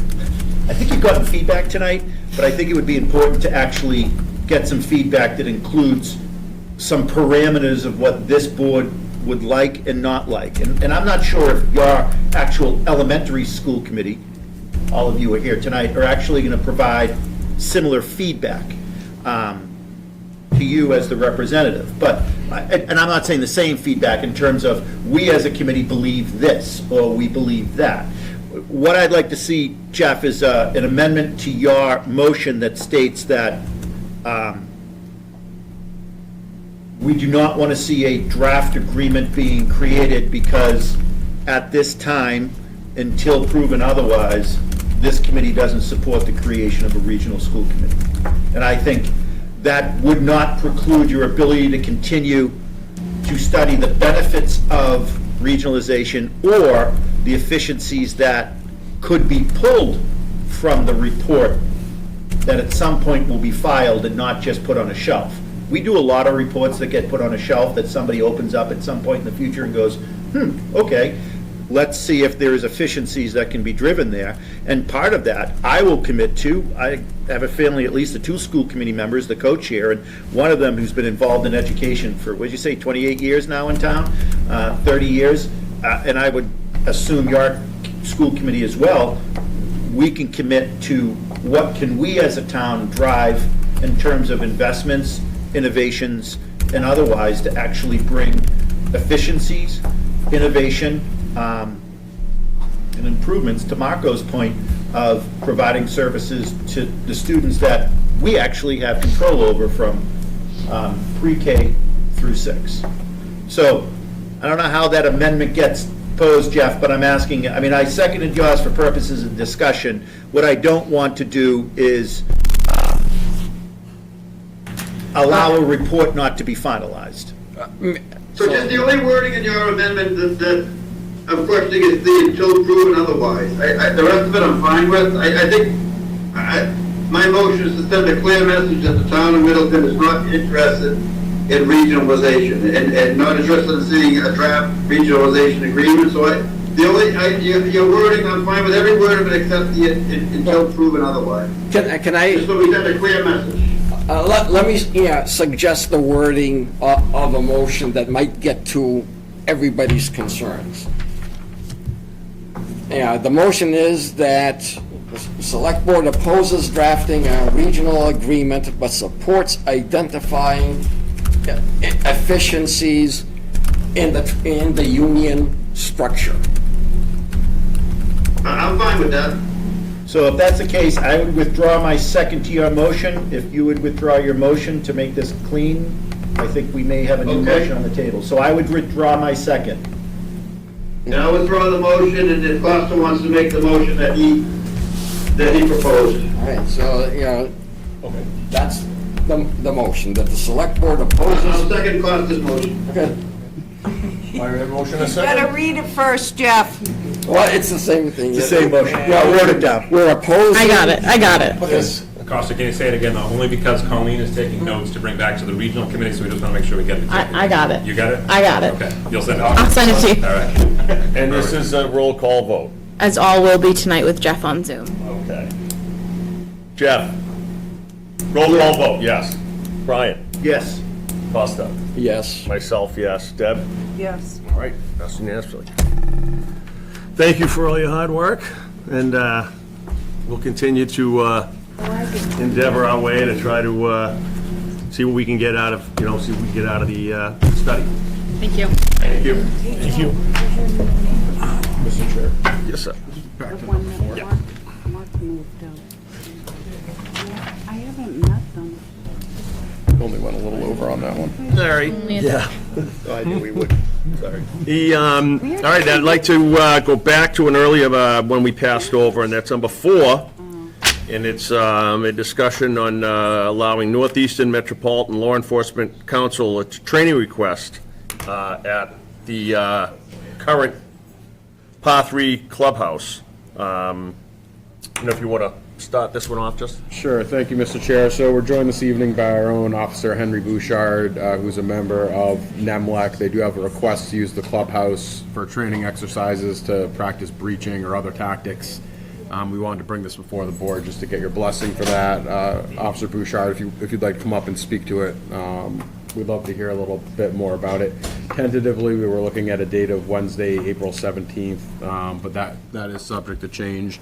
The only outstanding element at this point is just verification from Maya, our insurance, just to make sure we're filing the appropriate paperwork, but this is a fairly typical exercise.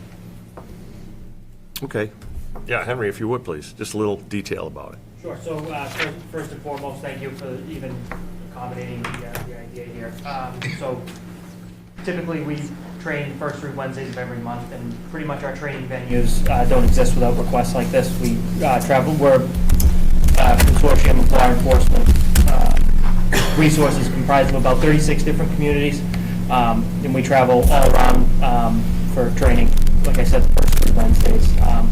The use of the building just be very low impact, just as a venue to kind of test our operational capabilities within the architecture of the building.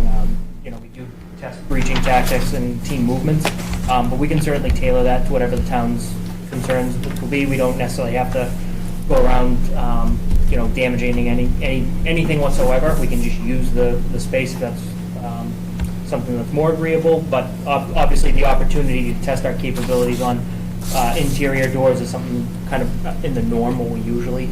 Well, the building's coming down, so if you want to Right. knock it down and then haul it away, we're okay with that, too. So, yeah, as long as we have the right insurance coverage and the scheduling of the exercise in no way, delays any activity toward the building of the municipal complex, I'm fine. And as long as the building, until it no longer exists, can continue to be secured and locked. So you'll probably be doing breaching exercises. I don't want to see the front door knocked off, and then we have to figure out how to keep her locked so our Middleton's finest don't have to chase people out of there. Yes, and that's something we're used to. Yeah. It would only be, if we were to do that, be restricted to interior spaces. Yeah, no, understood. And I know that they're utilizing a lot for school pickup and everything. Yeah. I know normally our trainings will run from approximately 9 in the morning. We either have 4 or 8 hour trainings, so I know that there may be some overlap there in the afternoon. I was just kind of giving the heads up that sometimes people do arrive early. Forgive my ignorance, I usually work evenings, so I don't usually see that. The 17th is school vacation week, so you Oh, want right. to deal. Oh, Even better. even better. So I did There'll discuss. probably still be parents lined up. Yeah, getting ready for the next week. So I'll make a motion to permit the use subject to the 3 conditions we've identified. I'll second. All right, we have a motion and a second, and we'll do another roll call vote with Jeff. Yes. Brian? Yes. Yes? Costa, yes. Myself, yes. Deb, yes. Yes. All right, passes unanimously. Thank you all very much, thank you. Yeah, thank you. Thank you. Thank you. Thank you. Get some use out of it. Oh, it's completely gone. All righty, yeah, we did that, we did this. Okay, now we've got, number 6, we got Public Facilities Project Update with OPM Brian LaRoche and the Building Committee Chair, Bill Renault. Probably have Justin kick this one off again. Absolutely. I mean, Want them if to you'd like to come up? join us at the. Yeah, you guys want to come up and grab a seat? So, as they get settled, as everybody knows, we've been, over the past several months, going through the process, over the summer specifically, trying to secure funding and making sure we could actually move forward with the project. Once that approval occurred in October, we had turned our sights towards preparing bid documents, tightening things up, and Brian and his team, and Mr. Renault and the building committee have been working diligently to get us through to the bidding phase. It went out to bid and it's come back. So from there, please give us an update. Thank you, Bill. Yes, I'll take Nice the lead job. first, and then I'll hand it off to Bill in a second. So thanks for having us tonight. I'm happy to be here to give you an update. So we are in the bidding phase. March 29th, we opened bids for the final sub-bid trades. That represents about $24 million worth of the bids on a $60 million project. So we had a good opening. We had 53 bids over 14 categories of work. And at this point, for that portion of the bids, we're about $500,000 under where our target was. So that's wonderful news. We did have one withdrawal of a bid due to a clerical error, and we had two categories where there were less than 3 bids, so that entitled us to negotiate with the lowest bidder, which we've already concluded, and that resulted in some additional savings too. So a negative and a positive. So it worked out all right. So the one that there was a clerical error, will that piece go back out for bid? There were 7 bids received in painting, 8. The 8th bid is the one that they requested withdrawal. Oh, the response was a clerical error, not the bid document. No, Okay, the bid by the lowest bidder, they realized that they had a clerical error in their bid, so they've requested withdrawal. Understood, okay. But in that trade category, we had excellent coverage. We had 7 other bids. So we're comfortable with number 2. We actually are pretty happy with the second choice. Right now, W.T. Rich, our construction manager, is working on the other half of the numbers. We participate in all the de-scoping meetings. Their bid due date for their portion of the project that they were bidding was also on the 29th. But they get to negotiate, and they get to de-scope and have a more involved discussion. So we've been having marathon meetings, hour-long meetings with each of the bidders.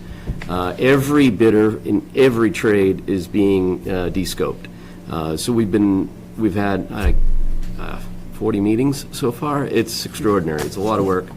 But it's been really good. It's been a very positive experience. We learn a lot with talking to all these different companies. And then we were asking, W.T. Rich is asking for best and finals now. How much, you identified, there was about 24 million of things that you bid. Yes. How much are they bidding? So they have the rest. The total project is 60 million. So it's a about little less, 59,500,000. So they have the rest. But some of that is their overhead costs, which we bid out way early. All the construction managers, superintendent, some of their cost of like the trailers and so forth. We've already bid that, so we already know what that is, and that represents about $7.5 million. So now we're very close to. Tomorrow I should be getting a draft of the GMP, the guaranteed maximum price, which is the budget, which is going to form the amendment to their contract. They haven't given me the numbers yet exactly, but they're telling me that they're feeling pretty good. They're happy, so that means that they're under. So it's all positive. It's very good. Still a lot of work to be done. We'll be executing an amendment to the original contract, which is all of the assumptions and qualifications, the schedule, and there's a lot of documents that get added on now. So we've been working through that with the contractor right now, editing and sort of some dialogue back and forth. In the contract, there'll be some holds and allowances that will be built in too for some things that are unknown. and we want to just make sure that we protect the town with covering some of that.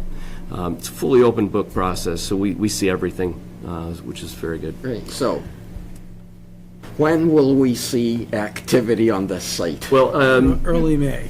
Yeah. I'm thinking early May. yeah, so do you want to talk about some of the next steps, and Yeah, then I so- can give an so- update after you do that on some other things too, so why don't you do that? So we'll be meeting on the 17th at the building committee, taking a stab at our first review of the GMP, and then looking at some early contracts, so like our excavation, steel, some of the stuff that we want to get going a little early.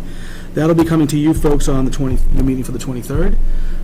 If we have the GMP, we would actually be bringing that too, but it looks like that would probably slide to your first May meeting. So we'll be meeting the following week on the 24th, basically to wrap up the remaining contracts and the GMP and get this thing going. So May starts. The week before town meeting, Yes. people will see activity on Things that and stuff, site. yeah, things will be I happening. told yes. yous all on Friday, I have a 360 backhoe in my backyard. Just start digging, just start digging, yeah. Exactly. Yeah, so I mean, they have obviously bring the set up and bobcat, stuff, too. fencing, all that type of thing, so you'll see probably that type of You know, stuff. you know, is there any activity, moving, putting up fencing, moving construction trailers, just moving equipment that can happen earlier than early May? Well, we need contracts signed for Yeah. those, I think that's So the we big one. can structure the amendments to contract in parts. So when we meet with the building committee next week, Yep. we'll probably make a recommendation for the award so we can get the trailer on site, we can get the fence up, we can get going on some of the early trades that are going to be coming in, get that work going. And then we can do a second approval for the remainder. So the answer is yes. Okay. With the building committee's approval, and Yeah. then obviously with your approval as well, will come right after that. If you can, Yep. if you can do that, Yep. great. Yeah, by doing that, it doesn't alter, the final cost. No, Right. I don't, we- So, Yeah. so No. as long as, I would be all in favor of doing it in parts. Yeah, and I'll be Yeah. giving a little spiel at town meeting too. I've been asked by the town moderator, so obviously I'd like to see some stuff going, if I'm getting up there too, so. So we needed to see sort of proof of, we had the estimate, we knew what we were looking for targets, but before we were willing to release anything, we needed proof of budget. We needed to know that we were going to be, where we wanted, and that's proving out so far. We'll make, again, I haven't seen the draft GMP, I'm expecting it tomorrow, we'll be presenting it to the building committee next week. We believe, yes, that's all going to happen, so we can get started earlier. Very good. So other things, just to give you a quick update of other things that are going on, we've been, we represent you as the owner, buying out other scopes too. So we're working on the security system, getting a vendor on board and soliciting bids. Construction materials testing vendors, we're doing that to bring them on. These are independent, separate from the general contractor that we oversee on the town side. Audio-visual, alerting vendor. We just released the well decommissioning, so we can get that done before the work starts. We had a really good meeting today with the alerting vendor. These are other scopes that we're going to be managing direct to these different trades. So there's quite a bit of other work that's going on too, not only the GMP, which is good because it starts to fill in our full project budget. Right now, we have a lot of placeholders. Soon, we're going to have a lot of these figures locked in, which is great. And again, early indications on those other scopes are also looking pretty favorable too. So all good news all around. And our website, we keep it updated. All of our meeting notes are in there. Once the building committee approves them, I put them in. We, as the OPM, we write a summary report that's available on the website every month. It looks like this. It has an executive summary of what's gone on, a look ahead, schedule update, budget update. It's all in there.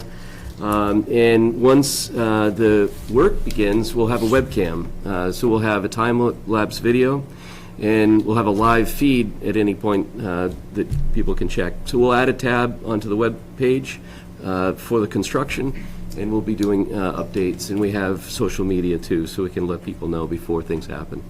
So the website is middleton-mmc.com, and you'll find all the information there. So far, we've had about 4,200 hits on the website for the project, and it's been, in the last month, it's been about 900 of those. So, Most of them were Justin hitting refresh. Kept hitting refresh, I think, right, yeah. so, Number one Instagram follower, too.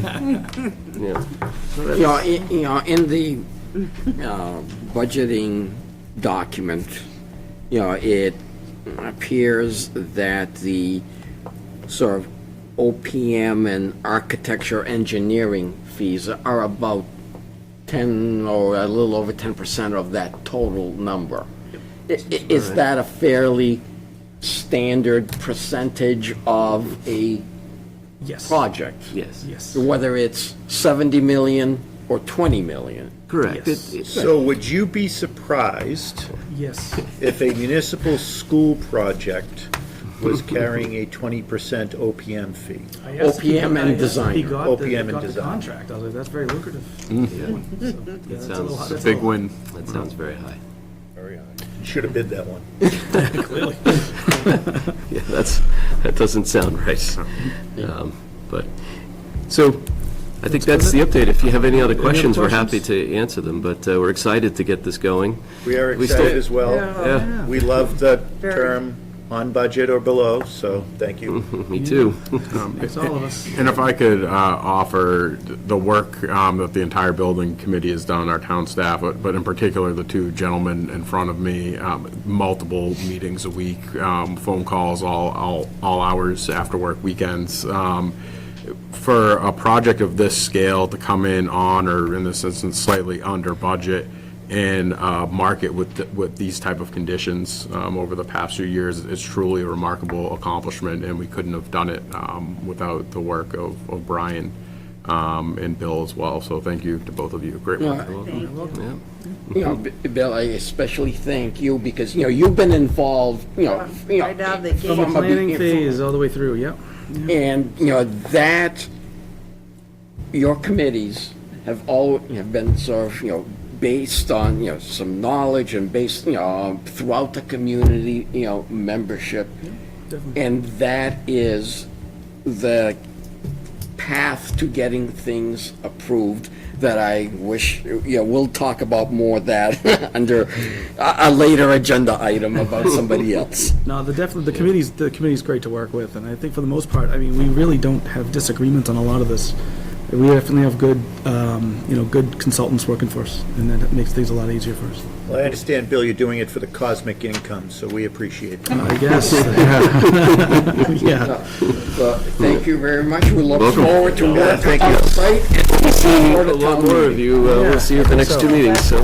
Need my backup. I think we might. Well, I'll let you know. She just wants a hard hat, that's all she wants. I already have my own hard hat. It's pink. Thank you, gentlemen. Thank you. All right, now on to our next item on the agenda. It's going to be an update on the bottleneck reduction grant design, plan for Washington and Liberty Streets. So we have I with saw us that on here. this evening from Niche Engineering, John Michalak and Kristen Atuna. We just went over Antunes. I appreciate you for sitting through all the other agenda items, by the way. It was kind of an unexpectedly long night. We also have some residents from the neighborhood who came out as well. Government doesn't move fast. No, we move excruciatingly slow for everything. So, as you know, this has been something that was being worked on in the community before I got to town. When I got to town, we continued to push that ball forward. I've been here 9 months, which time flies when you're having fun. But we've spent a lot of time on the ground in this neighborhood, not just with engineers here, but also with our DPW director, with our former town planner, actually going out walking, occasionally having conversations in front of your houses, lengthy conversations. And so the purpose of this is the town had done a study previously that highlighted some opportunities for improvements, traffic improvements, infrastructure improvements in that neighborhood.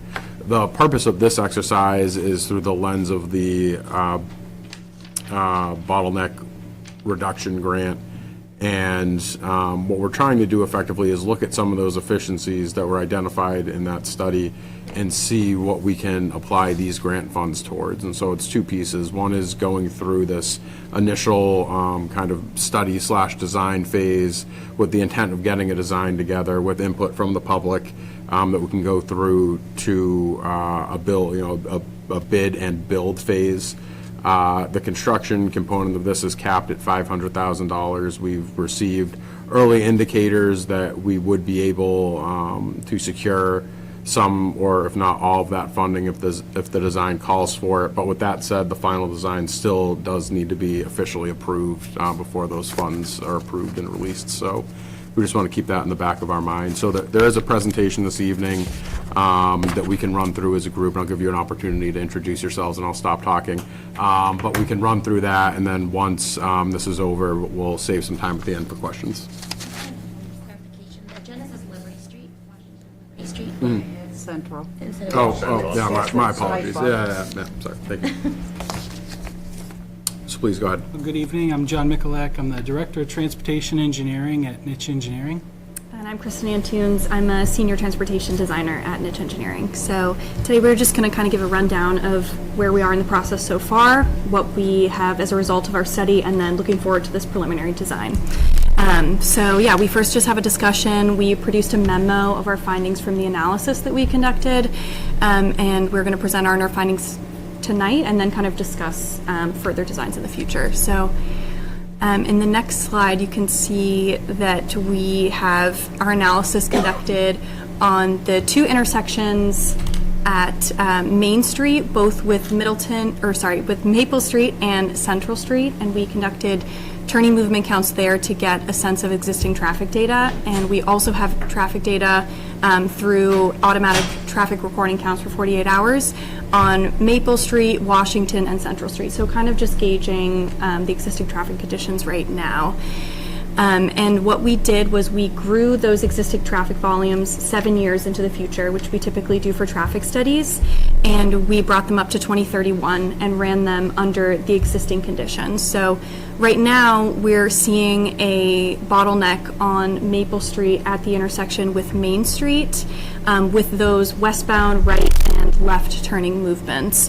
Right now the storage length for that westbound right turning queue is about 80 feet, and as a result, that left turn is backing up pretty far, and then you have cars that are operating, trying to go left, trying to go right, kind of just in this big long queue.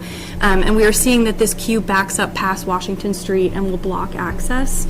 And Washington Street is about 500 feet away, a little bit over 500 feet. So then what we did was, in our analysis, to extend the queue length of that westbound right turn to about 500 feet. So we went from 85 feet all the way to 500 feet right before the intersection with Washington. And when you run those with the projected traffic volumes, you can see that the queues are kind of able to balance out. So it really was a lot of blocking of cars that were trying to get into that westbound right lane and just really extending those queues really far. And what we were kind of getting reports of from the town and from MassDOT was that because those queues were so long, a lot of people were getting frustrated waiting, and they were turning onto Washington Street and zooming right down Washington Street to kind of make up for some lost time by waiting in the queues.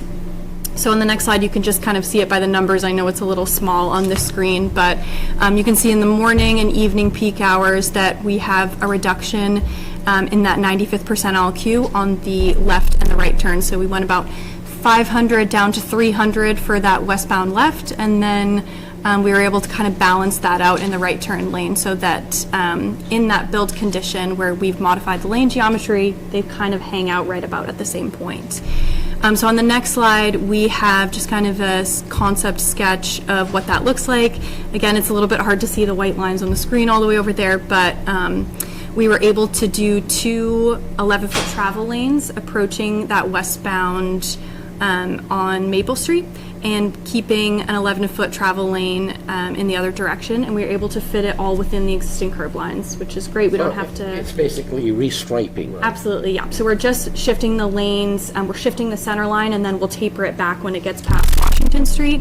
And yeah, that's great that we don't have to do any curb line modifications, no drainage modifications. I mean, it's for people that know that intersection, there's 2 lanes from Washington Street. It's the people who don't know that intersection that sort of stay in the middle and. Right. But with the restriping, you solve that problem. And would that also occur with a recommendation to have signage before you get to Washington Street Yeah. of Yeah. right lane, left lane? Yeah, so there are advanced signs that we can use that you see with the arrows that will show you the upcoming lane configuration for the intersection. So those will be included as well.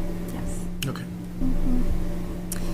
All right, so that was kind of one piece of the issue, was addressing the long queues on Maple Street. And then the second side of the coin for the issue is the traffic calming on Washington Street. So on the next slide, we first had kind of this long list. There are a lot of traffic calming measures that we can implement in a lot of different places, but we want to find the ones that work best for this area.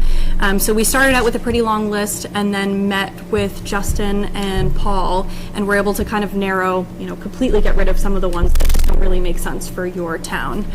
So ones that we wanted to look at for speed reduction were speed humps, raised intersections and crosswalks, and then the refreshed pavement markings as well.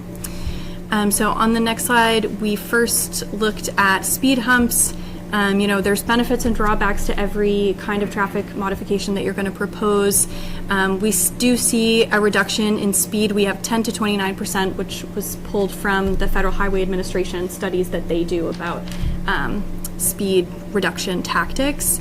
And then one of the considerations would be having to do drainage modifications and potentially some street cleaning, snow removal may be impacted by this. So on the next slide, we just kind of have a detail showing that it's not the crazy up and down, big, cars jerking everywhere. It is a pretty gradual transition up a couple inches over the 12 feet I wide. assume it's similar to what, well, you may not know of it, but in front of the Linfield Middle School on Main Street in Linfield. Yeah, I just drove by over that, on my way here. So, yeah, it is pretty gradual. And where on Washington Street would that go? Yeah, so we'll have, at the end, we have potential locations for both of those that we'll get to. And you mentioned that you kind of filtered out those things that weren't for the town.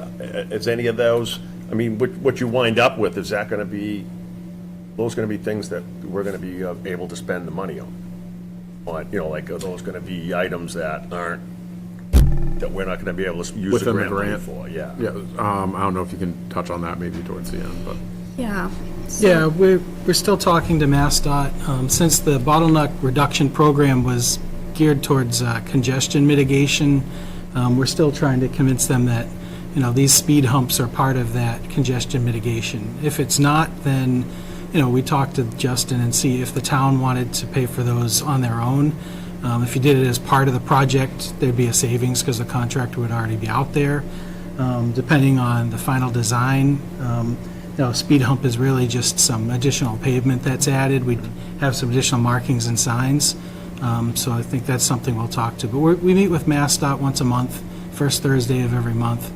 And the next steps after this presentation is to submit a preliminary design to MassDOT and get their blessing on what we're proposing. And we have had internal conversations that there are some smaller elements of this that wouldn't necessarily fit within that package that we can supplement with our operating budget, or Chapter 90. Chapter 90. Yeah. Okay. Well, thanks. If you want to move to the next slide, thank you. The second speed reduction tactic that we were looking at were raised intersections and crossings. This is a school area, and a raised crossing would provide better visibility for students. I know that you don't have a ton of walkers, but would provide better visibility for students that are walking. And similar to speed humps, will require some drainage modifications as a result. Because of the hill going down. Yeah, and you're creating a new low point when you're bringing it back up. Yep. And on the next slide, we can just, I'm sorry, I think we're missing, sorry about that. That one is missing, we actually have a map with the proposed locations. It's in your packet. Yeah. You should have it. Yes, that's the one. Sorry about that. Want to use my computer to go through it? No, we can see it on I have the it on my screen. paper here, yeah, if you guys want to use that to look at. I apologize, I'm not sure why that one is Is it out of disappeared. order, or- I'm not sure. But, so we have the potential speed hump, you can see it on Washington, I believe that's in front of 9 Washington Street. And then the potential raised crosswalk location, there's an existing crosswalk that's already located in front of the school, and that is potentially one that could be raised.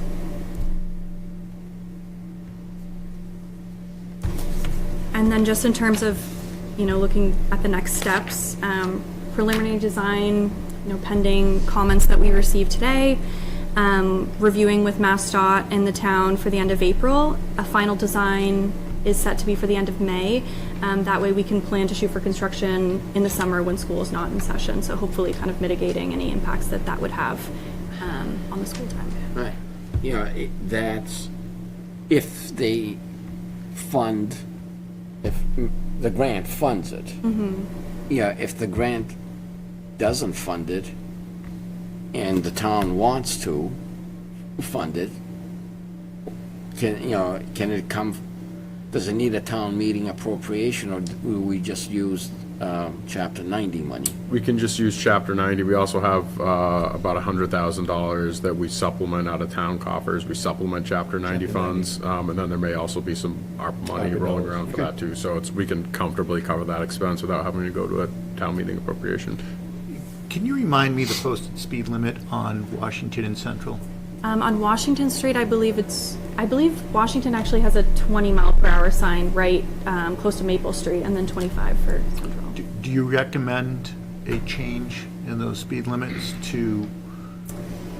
I mean, 20 is pretty far down there, and we find that, just kind of a number on a sign only goes so far. Really looking at speed reduction, traffic calming tactics in order to slow people down is more effective than changing a number and having a sign.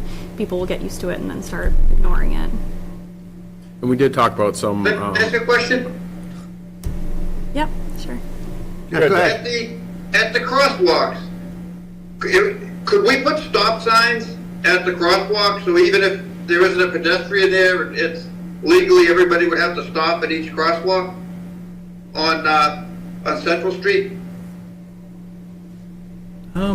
We could look at that. I don't know if it's recommended to put stop signs. I mean, the law is they're supposed to stop at the crosswalk if there's pedestrians. So But I'm not maybe it's sure an that extra putting, measure to calm the traffic and slow it down, maybe just always stop at the crosswalk. I've seen that in parking lots many times, I don't know if I've seen it on the streets. Or, the kind of signal that as part of the rail trail when we're crossing. yep, the flashing yellow lights. Yeah, so you push the button, you activate it. It's just another visual.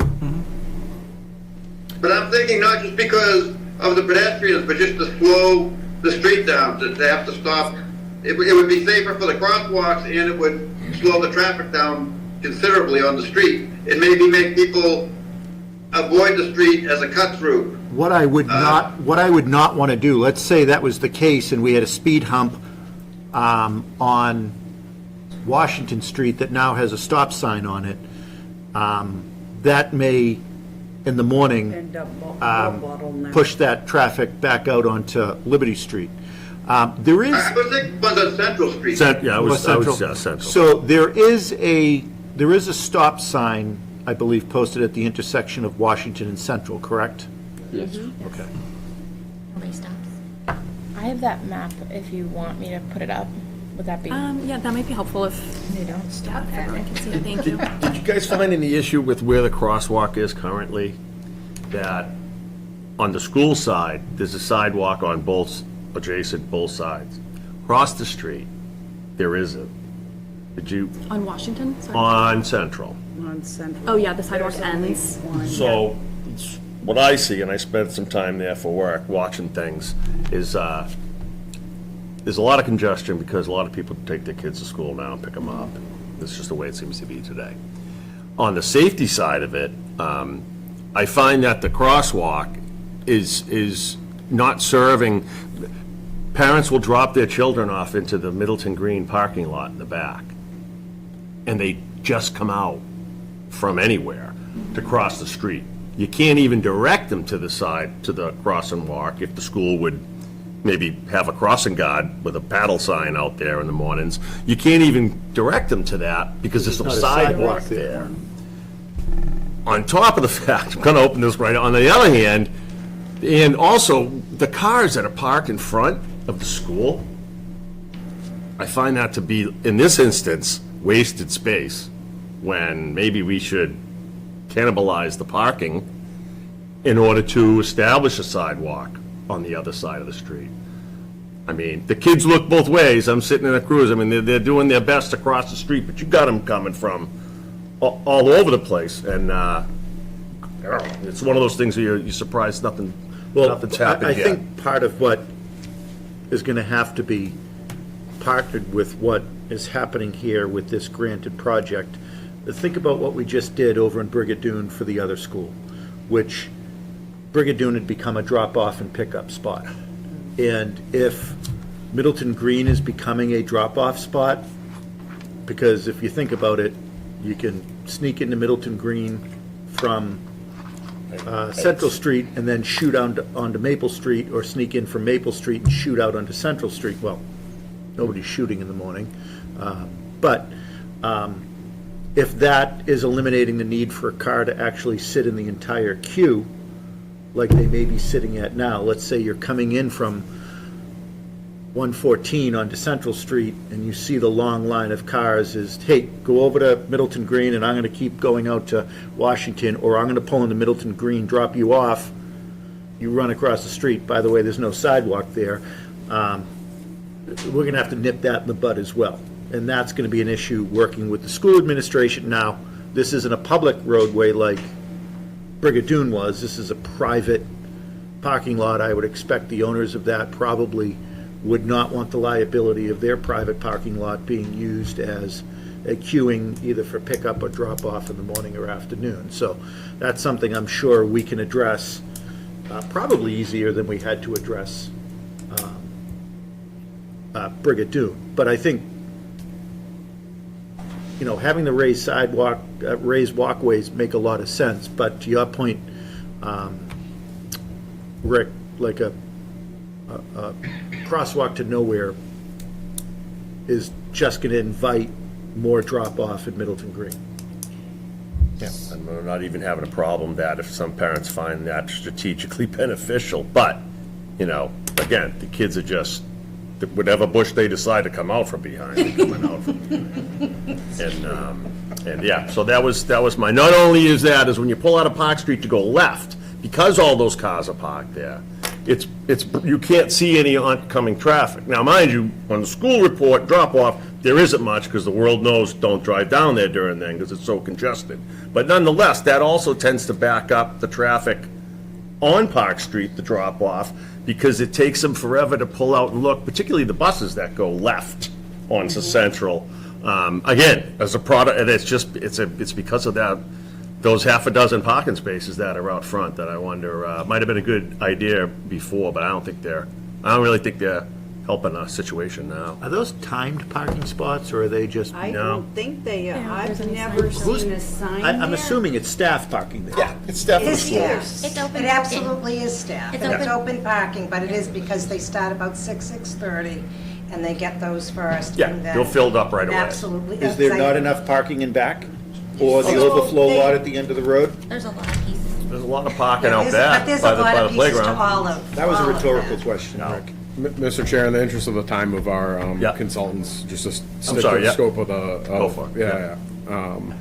So is there, do you want any public feedback on what they presented, or? Yeah, I think we do have a couple We do. people here that want to let us know who you are and give us some input. I guess so. So my name's Purvi Mithil. I'm at 34 Central Street. I first have a lot of questions, and I guess if you could just be patient with us, all of us here, except for Mark, I think, in the chairs, are residents of the Central and Washington neighborhood, and this was, as far as we understood, our opportunity to understand what is being proposed, ask questions to help inform a design. So I have several questions and I have a statement, and I want to allow the rest of the neighbors to also give some feedback, but I guess just a few. Can you just do me a favor and speak very loudly because so Jeff can hear? Yes, because he's on the Zoom. Yes, no problem. So I guess first couple questions. So right now, the scope that you're presenting includes the lane adjustment that you presented on Maple Street, and then potentially these speed hump and raised crosswalk. Is that the complete scope of the project, assuming that Mass DOT will buy off on the addition of that? Is that the entire scope that you're proposing at this point? Yep, and another piece, I think also on the plans, it says paving to Liberty, which was a discussion that we had with the town as part of their regular pavement management project. So it does say, I think that's where the Liberty came from. Okay. Potential paving as part of the project, but not necessarily under just to improve the MassDOT. roadway from Liberty down. Okay. And then I assume restriping on Exactly, yeah. Washington and So Central. we won't have to grind up the markings for the lane adjustments. We'll be able to paint that over when the regular maintenance for the pavement is done. And what do you, I'm sorry, just a follow-up question on that. And what do you expect this scope at this point to cost for construction? Because there's a $500,000 cap, right? So as it stands, what budget are you, I mean, I'm a consultant, different world, but reasonable worst case, reasonable best case, is there a range of construction costs that you anticipate for this? Yeah, I don't think we're anywhere near the 500,000 for these improvements. I mean, originally, we weren't sure if we were going to have to move the curb, and if you move the curb, you need more drainage structures, so, I mean, if, we still have to work out the cost estimate to submit to MassDOT, but if I had to guess in a ballpark, I'd say probably 200,000. 200, okay. Maybe, So, yeah. and then just sort of, they're alluding to a couple of other designs that were presented. So GPI did a study in 2022, presented a bunch of different recommendations, and I didn't know if you had looked at those recommendations and have thoughts on those that you would concur on, or like those are other elements that aren't necessarily included in this scope right now. Are there ones that you could entertain, or do they fall into the category that was excluded based on your conversations with Justin and Paul? Yeah, I think that the GPI study also looked at the school circulation, which was part of our project. We didn't speak about it tonight, but we did produce a memo. We worked with the school. Part of our traffic study and the counts were used for an analysis on the school, and we handed over those recommendations to the school.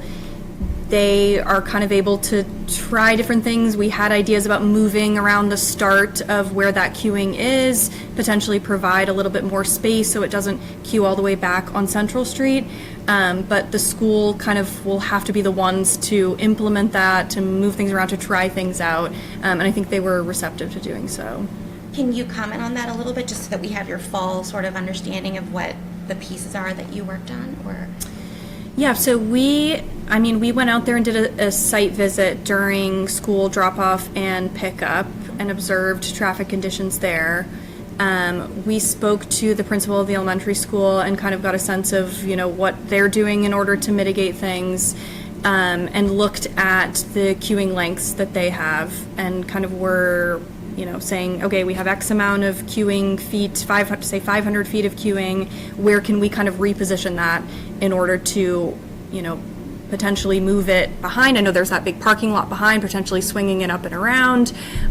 We, discussed different options about double stacking, which I know is not, we kind of ruled that one out because of safety for students crossing vehicles that are moving. We don't want to put any kids in front of moving cars. Shifting the start point. I know that the start point of the drop-off and pickup is kind of directly behind the school. It does swoop all the way around, potentially moving that starting point where parents are queuing all the way around the school, and bringing it up to the intersection. So there were kind of different recommendations of where can we move the existing cars that we have. Okay. And I want to give other people the opportunity to ask questions. I have a few more, but I guess, I don't know, Karen, you were wanting to say something. Regarding the striping on the street, I've lived there for 45 years. I live on the corner of Central and Washington Street.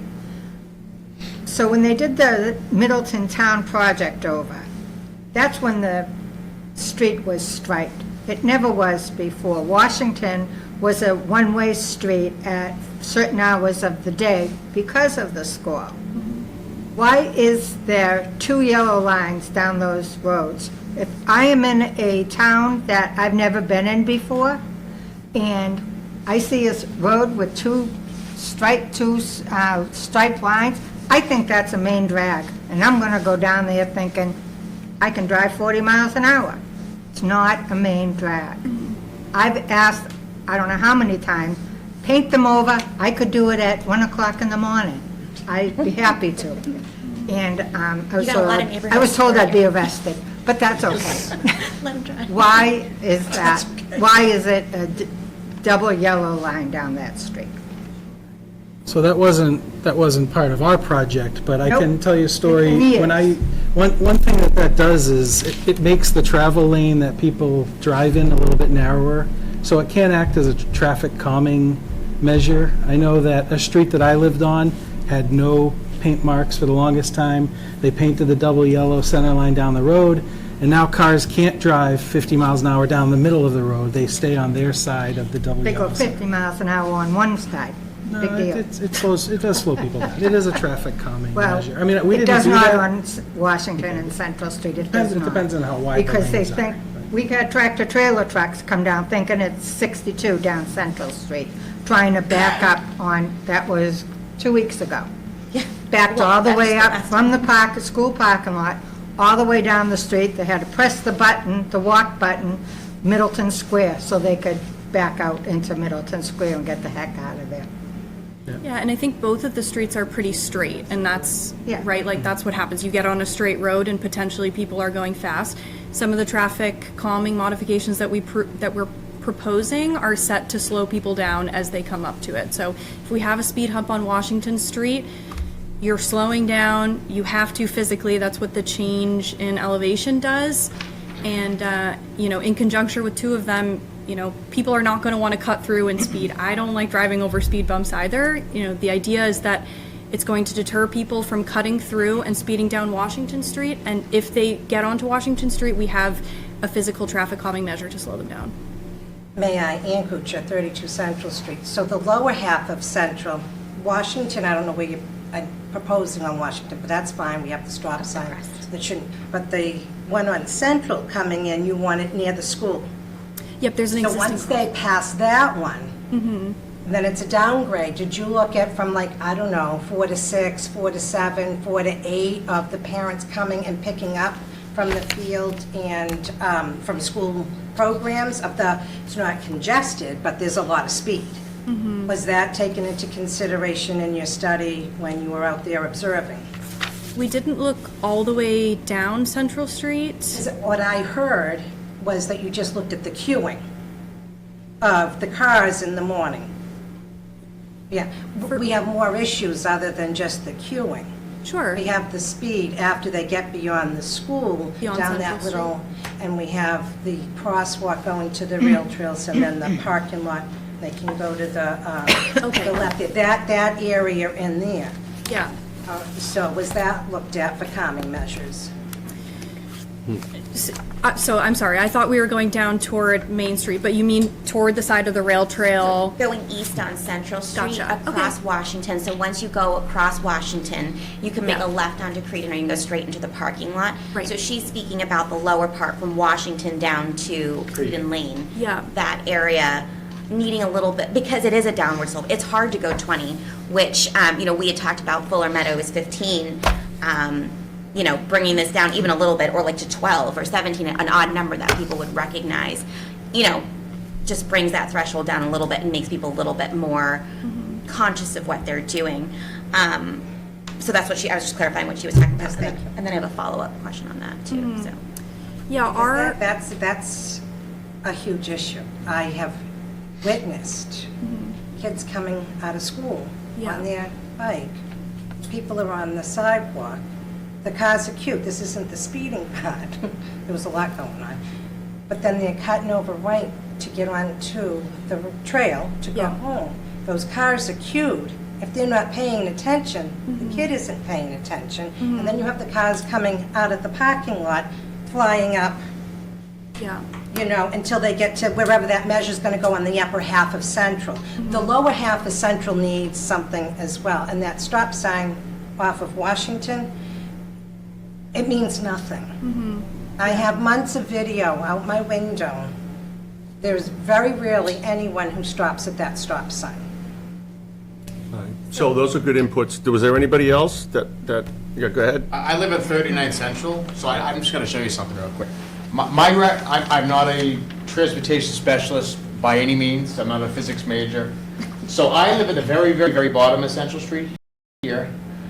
If I had a recommendation, because what's going to happen here, I'm going to tell you what's going to happen because I see it all day. So if we put a hump here, it will 100% slow the traffic down here. Once they get past this hump, it's 45 by the time they fly. These parents haul. They actually go around the corner. They go around the corner to the school, drop the kids off. I walk my dog every morning, and you can hear tires chirping. Like 45, like it's crazy. My recommendation would be to move this down here, not obviously in front of your eye. I know it's a recommendation. Only reason being, because a lot of kids come Washington Street to go to school, and there is a sidewalk that comes up that stops around this area, I believe, correct me if I'm wrong. If this was further down here, or hypothetically you had one of these down here, because it really literally goes, and then it's on. So up here, this will do nothing for slowing traffic. They're gonna slow down a little bit, go boom, boom, 15 miles an hour, and then it's like these parents are always running over something. They're all an ass. And it's really after the queue too, right? So like right at the end of drop-off time, it's like, In the morning, it's the worst. I mean, they'll haul. But here, there's the stop sign here, nobody stops. They literally, you know what they literally do, because I see it, because I'll be behind somebody? They literally come to the stop sign, they're looking left and just going right, and we live over here. My kids ride their bikes, my kid almost got hit a few years ago. And it's just, you want to get out and strangle some of these people, you know what I'm saying? Because there's just no reason, because A, you're in a school zone, it's 20 miles an hour. But again, there's kids walking all the time. But I think up here, it's just not going to do anything, to be honest with you. Because I lived here for 7 years, I see these cars coming down that street. What if there were multiple? That would definitely help. I mean, you need at least one somewhere. If there was one down here, I'm just saying, like, or this one was brought further closer, because again, they're gonna go 30 miles an hour to here. This is a very narrow street right here with those lines that she was mentioning. They're gonna hit this, and then they're gonna speed up, and it's gonna be the same thing. It's like, I mean, realistically, not like I don't want cops in the street, but man, they make a ton of money. We can make with things, tickets. like, seriously. Hundreds of thousands of dollars. And I know this is not the in business tickets. we want to be in. We don't want No, of course manpower not. to be used for this. Because all the parents will be pissy and moaning. Well, we can't ticket our way out of fixing. No. No, absolutely. No, but I think you're right, but when this is Yeah. all done, there has to be an enforcement measure that Yes. reinforces what's happening. Yes. But I think a couple of Not these. just a piece of it. Right. Yeah, again, like he's saying, you're slapping paper down, you're angling it, whatever, a few degrees, whatever. And, if you had a couple of these, I think it'd be better. I just think the one up here is just not gonna do anything. Because it's more flatter up here, and then right here is the real pitch. Yeah. And then it really pitches, and then by the time they reach my house down here, it's like screeching. All right, It's thanks. just- I don't want to that's do my up, but 2 that's cents. good. We got your point there. Was Thank there you. anyone else? Sorry. Anyone else? Okay. So I was. Can I ask, how many Good. speed Hey, Jeff. humps are we talking about on each street? Right now is one on each street, Jeff. On Central Street and Washington, so how many on Central Street? Is there 2? One. One at the time. We're proposing 2. Good, there should be 2, I think there should be 2 on Central Street and 2 on Washington Street. I think the need is there for 2 and 2, personally. I think that would slow it down. Yeah, that would help. What, the proposal is laid out, how many is the proposal Right. exactly? The update right now only shows one at the crosswalk for Howe Manning and one on, halfway on Washington. Yeah, I think each street needs 2, especially Central. I think there needs to be 2 and 2, my opinion. I agree. If we're good. That's why we're here. Is there a recommendation for a distance between speed humps, or is there also a recommendation of it has to be a certain distance from the turning on road? I mean, I assume you don't want a speed hump 10 feet into Washington Street because it'll have a queuing effect onto Maple Street, but if 2 were on Washington Street, so I completely agree with your comment of closer to the intersection is going to slow somebody down, especially the second time they come down that street. I also completely agree with you, Ann, on after the intersection, guilty as charged. I know when you come down that hill. We all are. Well, it's the momentum. What I also want to say clearly is when changes happen, it's going to have an effect to the people that come and drop their kids off. Maybe they'll take Big the bus. effect also is going to be people that live there. So think long and hard about what 2 speed humps on Washington Street and 2 or more speed humps on Central Street there's- means to the folks that live there as well. Because more often than not, like, when you change a speed limit on a road and the neighbors ask for it, do you know who usually gets the bulk of the tickets? The folks that live in that road. Yeah. So GPI recommended a raised intersection in one of their studies. I guess you mentioned that there are things that you discussed with Justin and Paul that didn't work for our town. Can you elaborate on those and why they wouldn't work for our town?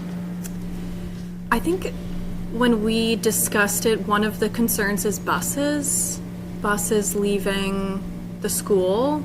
Sometimes a raised intersection, when we look at turning movements, you know, we also don't want to be putting a vehicle that's turning onto a sidewalk where people are walking.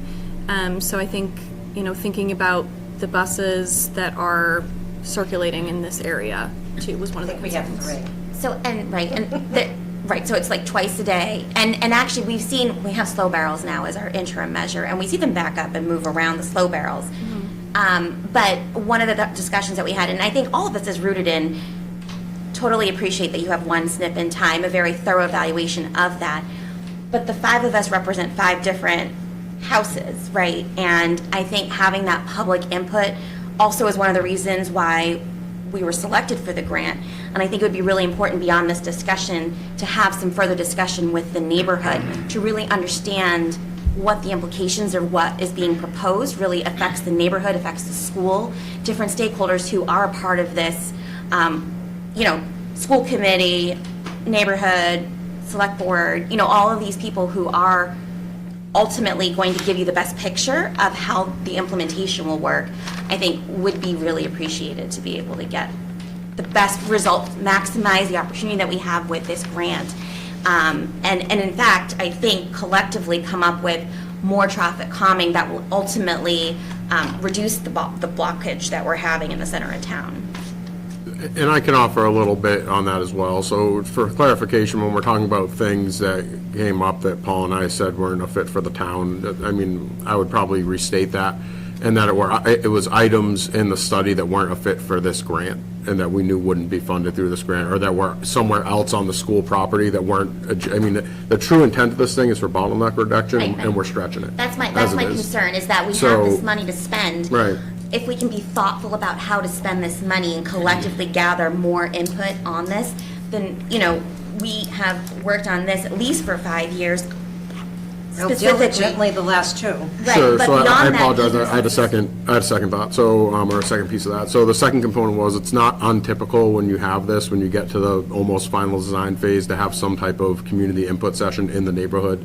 So even if we coordinated with the schools and had something in the lobby after hours, where we could roll out a set of plans and have the neighbors come and look at them so that they better understand, because last thing we want to do is to make plans in a silo and then just show up one day and start changing the way your neighborhood is. It's a huge headache for us, so I assure you and that's not a only that, it's component. just the practicality of implementing all of it and how that's going to affect everything that's going on in the neighborhood now, right? So, So I will say, between the consultants, our public works director, our police chief, fire chief, and the town administrator, I feel 110% comfortable that what ends up getting designed is absolutely going to be implementable. This isn't, these folks aren't making guesstimates here. Sure. Our public works director isn't being obstructive, he's being very constructive in that, and I will tell you, police and fire have added a lot of input. I will tell you, fire department hates speed humps. But we're gonna do speed humps for a reason, even though, Chief I will tell you, they Sampson's in hate favor them. of They them, I hate know them, that. hate them with a passion. We have had a condo development in town that was told to remove them by the fire the good department. news is the policy, that the traffic calming policy only allows us to happen in this neighborhood. So it would be these 4, possibly, in town with this guise of calming traffic here, right? That's because that neighborhood hosts a school.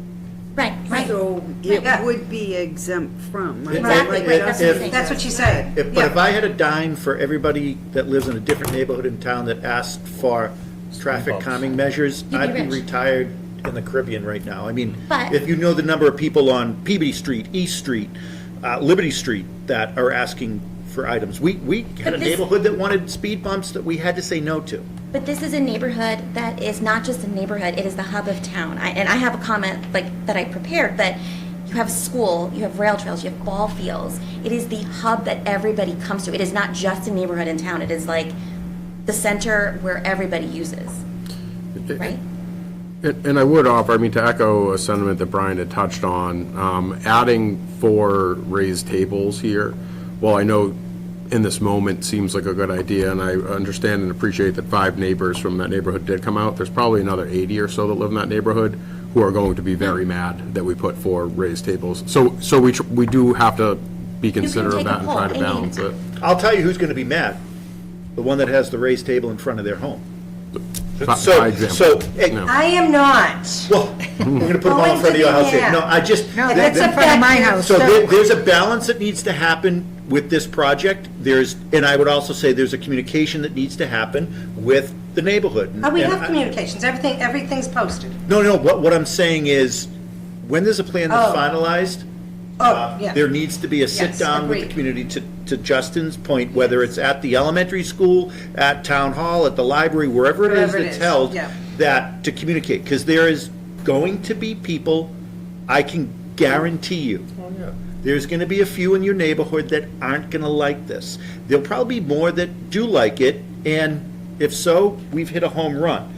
The proof is going to be in the pudding when this gets Well, I think that the key needs implemented. to be is the safety in that Exactly. neighborhood for Yep. what's going on in That's why we're that doing this. neighborhood. That's and- why we're doing this. Yeah, I mean, I really think that has got to be our primary Yep. focus, because This is as much about the greater intersection in that whole area there as it is about safety. And the school's been there for a long time. This isn't it's an issue changed. this isn't an issue that popped out of nowhere. It's just gotten worse because of, Since COVID. Nobody the takes a lack bus of anymore. But it's not even that. It's more than just that. It's just being used. So what do we need to the next step to actually Hi, get Jeff. shovels in the ground and get this project moving? What needs to happen? Just about to say that. Why don't you guys finish up, if you have anything to finish up No, I here? think this is all good input. That's why we're here. Try to learn more than what we just saw when we were out there. so I'd ask you to look at additional raised bumps, Yeah, whatever we'll we're look at where calling we them. think the best location would be. I guess typically the speed humps are on the straightaways, and the raised crosswalks are closer to the intersections. That's why we have one of each. So we'll look at, where we can put those in based on, what the geometry of the roadway looks like. We'll look at the drainage too, see if there's any reason to put it on one side or the other of an intersection. And, we'll One work with thing Justin. to look at is kids, who walk, come down the sidewalk on Central Street toward the rail trail, then cross over and use the rail trail. So things that could enhance the safety of that crossing would be advantageous. And tie it in with. Maybe even one of those rail trail. that definitely should be looked at, because I have watched the kids after school hitting them with all that going on. That really needs more. And if you come down, if you don't know that that's there, you really don't know that that's a dead end and there's a crosswalk to do that. Yes, good point. Very good point. So I would say the next steps are, we're going to take the input that we received tonight, incorporate it into a design, get official determination from MassDOT of that design, what they'll actually cover. We'll take a look at the finances on the town end of things, and then maybe late May, is that a realistic timeline to have something in the neighborhood for an hour? We'll advertise it and, Good. okay. At that time, will there be an opportunity for you to incorporate further comments from the neighborhood? Yeah, because those won't be the final plans. Or maybe they'll be the final plans before we submit them to MassDOT. Thank you. The town is actually going to build this project. So MassDOT's just going to reimburse the town for the cost of it. So it's really a town project. All right, thank you, everyone. Is there an opportunity for me to make my statement? Can I ask one last question? Just wondering, was it considered to make, when you come out of Fitzgerald Drive, to make it right turn only? Would that make the problem worse or better? I think we didn't look at, coming out of Fitzgerald as part of the, reducing the bottleneck. I think our scope really initially is focused on reducing this bottleneck on Maple Street and Washington. And yes, there are other problems that, That's one car through. can be looked at in a larger scope, but for the scope of our project, that was not I'd be considered. surprised if there's a lot of folks pulling out of Fitzgerald and taking a left. Oh, they absolutely are. They Every absolutely morning. are. Wow. Yeah. It wind up on Washington Street. Yeah, but during, certain During school. hours, Curve it every might morning. be Yeah, for the school it is. some of the congestion. Pre and post school. They're definitely, they drop the kids off, they make a Yeah, left. that's what I mean, the school traffic, but not ordinarily every day, it's a dead-end street. No, what they do now is No, they they come come back off of around the way. Washington, do the horseshoe in front of Hal Manning and take a right down to. I just didn't know if that was looked at at all. No. I forgot it was Fitzgerald was calling it Park Street. Is there an option for me to make I'm sorry? can I make my comment, my statement? Go You have a ahead. written comment? Go ahead. I did. It'd probably be helpful to just submit that and then. Well, it I can be already part of it. submitted one, but this is just, I wanted to read to the board if we could, and just for consideration. I think he's asking because then I can just put it right in the minutes. I can send it to you afterwards, yeah, no problem. Okay, is that okay for me to go? Yeah, we can stand up and so we can all hear you, with one of the mic, so Jeff can hear you. All right, so my name is Porby Mithil. I live at 34 Central Street, adjacent to Hal Manning School. I would like to start by expressing my appreciation to the board and the town departments and working together over the last 5+ years to develop a plan to help improve the safety of what is surely the busiest hub in town. Especially, I would like to thank our, former town planner, Katrina O'Leary, for putting us in for the bottleneck grant, which should cover $500,000 in construction costs, which we really should try to maximize and try to get the best optimization out of that. Middleton has invested in a state-of-the-art school, a modern ball field named in honor of one of our most esteemed residents, and a beautiful rail trail. As a neighborhood, we have supported all of this development as it is good for the community, and we have patiently waited for the town to also help this neighborhood stay safe. It is time to implement the infrastructure that is needed to ensure that all who use this area are safe. My persistence on this matter rises from my own son being nearly hit by a speeding vehicle while riding his bike in a crosswalk on Central Street. I've also had a person run up on the curb in front of my house and hit my mailbox, all related to speed. I tell my kids that my first and foremost responsibility is to keep them safe, and thus I advocate for them and our community.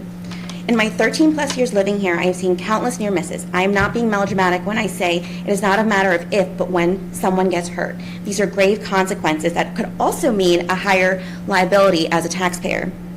The primary concern here is speed, and safety. The board voted in favor of implementing the recommendations that GPI presented in 2022 pending funding, which at that time totaled $320,000. This was focused on school safety. 3 designs have now recommended speed tables, and we now have the funding to move forward to constructing these tables. And I know we've discussed whether or not Mass DOT would approve that, but hopefully reducing the desire to travel over speed humps and tables would effectively help with some of that.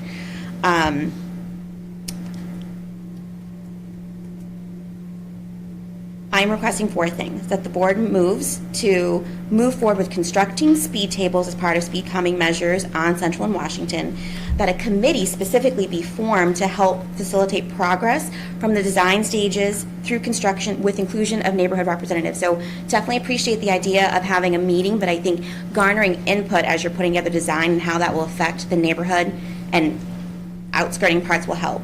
And that the funding is maximized to include as many elements as we can to reduce the burden on our town departments, so that way the DPW is not coming in for an override, or we're not asking for money out of the coffers, or whatever it is, that we're trying to get this money out of this grant.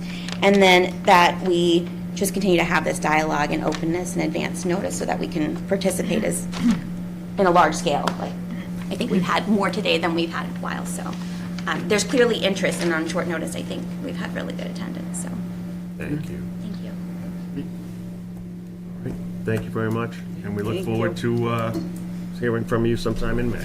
Great. Thank you very much. Mr. Chairman, I'd like to just give a big thank you to Justin and DPW Michaels for keeping this high on the agenda. That's not Yeah. lost on me. I agree. Thank you. All right. And now we can move on to the next item on the agenda, which is to vote on new common victualler licenses for Sunlil Company, DBA Mutt's Pizzeria, 212B South Main Street. Owner-manager is Marco Avila. How do you doing? Marco? Nice to see the government working hard. I love it. All right. I don't know if I'm supposed to be saying something. I apologize. So, if you can, so they're just voting on the common vic tonight, not Yep. on anything else. So just talk about where you're going to be, what your new business looks like. Okay. Feel free, I'm gonna echo things that the board have said, that this is your elevator pitch to the community as well. Okay, sure. Commercial. Commercial. All right. Awesome. So, Moose Pizzeria. This would be my 4th restaurant. I am the original owner of Panini Pizza Company in Middleton and Beverly. I'm the one that made that. I'm the one that has been part of this community for a very long time. So, Moose Pizzeria is a whole different kind of concept. Besides being obviously going to be your best pizza in this town, again, number 2, it is more focused on giving back to the community. My hours are 3 to 9, Monday through Saturday. That's it. I'm not open on Sunday, and I'm not opening for lunch. The reason why we're not opening for lunch is because I would love to, I've been financially lucky and made great decisions in my life that I can give back, which is a calling of mine. Which we did with the baseball team when we had Middleton. We were the first people to ever donate jerseys to all the baseball teams and all that stuff like that with our name on it. This time around, I want my lunch period where I could be making money. I would rather be something where the kids can do a field trip and they can come in and have a pizza day where they can make it themselves, have fun, get a nursing home to bring elderly, make some pizzas, get out of there, breathe, make some pizzas, go out and do that stuff. Also, the high school. I am so sick of looking at car washes to raise money. I'm so sick of trying to sell mattresses. How about you guys come in on a Saturday morning for lunch, invite your family in, you're cooking for your parents finally, and all the money goes towards whatever they're trying to raise. Again, it's a whole different concept for me. I have been in the restaurant business for 28 years. I know I look young, thank you. This is my 4th go-around restaurant-wise. And again, I am a dad, like we talked about before, of 2 special need girls that come to this beautiful town. It has been such an amazing experience, and I can't see any other way than to give back to the community so that it can be stronger and better. I can't say anything else about the restaurant. I'm going to tell you right now, we are going to be the best pizza place, and it's just going to be what I like to tell people. It's a vibe. It's not only the best food you're going to have, the number 1 customer service you're going to see in your life, because I'm old school. I am not automated. I like to answer the phone. I like to talk to people. I like to get to know everyone. And it's all about giving back and giving more job opportunities for these kids that are in school, to teach them hard labor, to teach them what it means to work for every dollar that you have, to not sugarcoat life, to get ready for the real world. And I'm super excited to be part of that and to grow this community as much as we can. Right. What's your time frame looking at? I was hoping for June-ish to open, but it all depends, of course, on health department and building department, all that good stuff, of course. We were shooting for June-ish, July. I start paying rent in June, so it'd be great to open in June, but again, I get things happen, and we're taking over a location that was a bike shop before, so it's not just like I'm taking over a restaurant, and I get it. So again, we are not it's not a dine-in restaurant as well. It's just pick-up and delivery or takeout, whatever you want to call it. Again, limited hours, more focused on giving back to the community, and of course, that's pretty much really it, really. So. So there's 2 gentlemen in this board that knows the question I'm going to ask. Neapolitan pizza? Hand-tossed Italian, everything home scratch. Okay, that's all I needed to know. So I'll move to approve the common victualer's license. I'd second that motion. Okay, and we'll take a roll call vote. Jeff? Yeah, yes. Brian? Yes. Costa? Yes. Deb? Yes. And myself, yes. Passed unanimously. Looking forward to seeing it happen. I appreciate it. There is a spell check on, it says sun with S-U-N. Is it Moots? It's Moots, yeah, so I said it mozzarella, wrong. you know. So it's S, the company name. That's It's- just it's- on here. I'll um, just get the It's license. SUMLA, just in case. Right. Good luck, Marco, thank you. Thank you for your time. Thanks, Marco. All right. Oh, it's definitely, yeah, okay. Next item of business will be to vote on a new common victual license for Sam's Place at 323 North Main Street. Owner Matthew Nadworny, manager Yanetta Tagetis. Didn't know your name. Hi, I'm Matthew. This is Jan, and this is my daughter-in-law. So just do what he did? Yeah. All right. Tell people where it's going to be located, talk about your menu, why you're doing it. 323 North Main Street. It was the old Dunkin' Donuts building. I think they moved right down the street. Building's pretty much a turnkey operation, needed cleaning up. You're taking over the whole building? Had to take over the whole building because of the bathroom requirements, because I wanted it to be a sit-down, more of a breakfast place in the morning, and then 2 o'clock or so, the waitstaff will go home, and then we'll do some takeout and stuff like that. But to have over 15 sit-down customers, you need to have multiple bathrooms. So that's why we had to lease the whole building.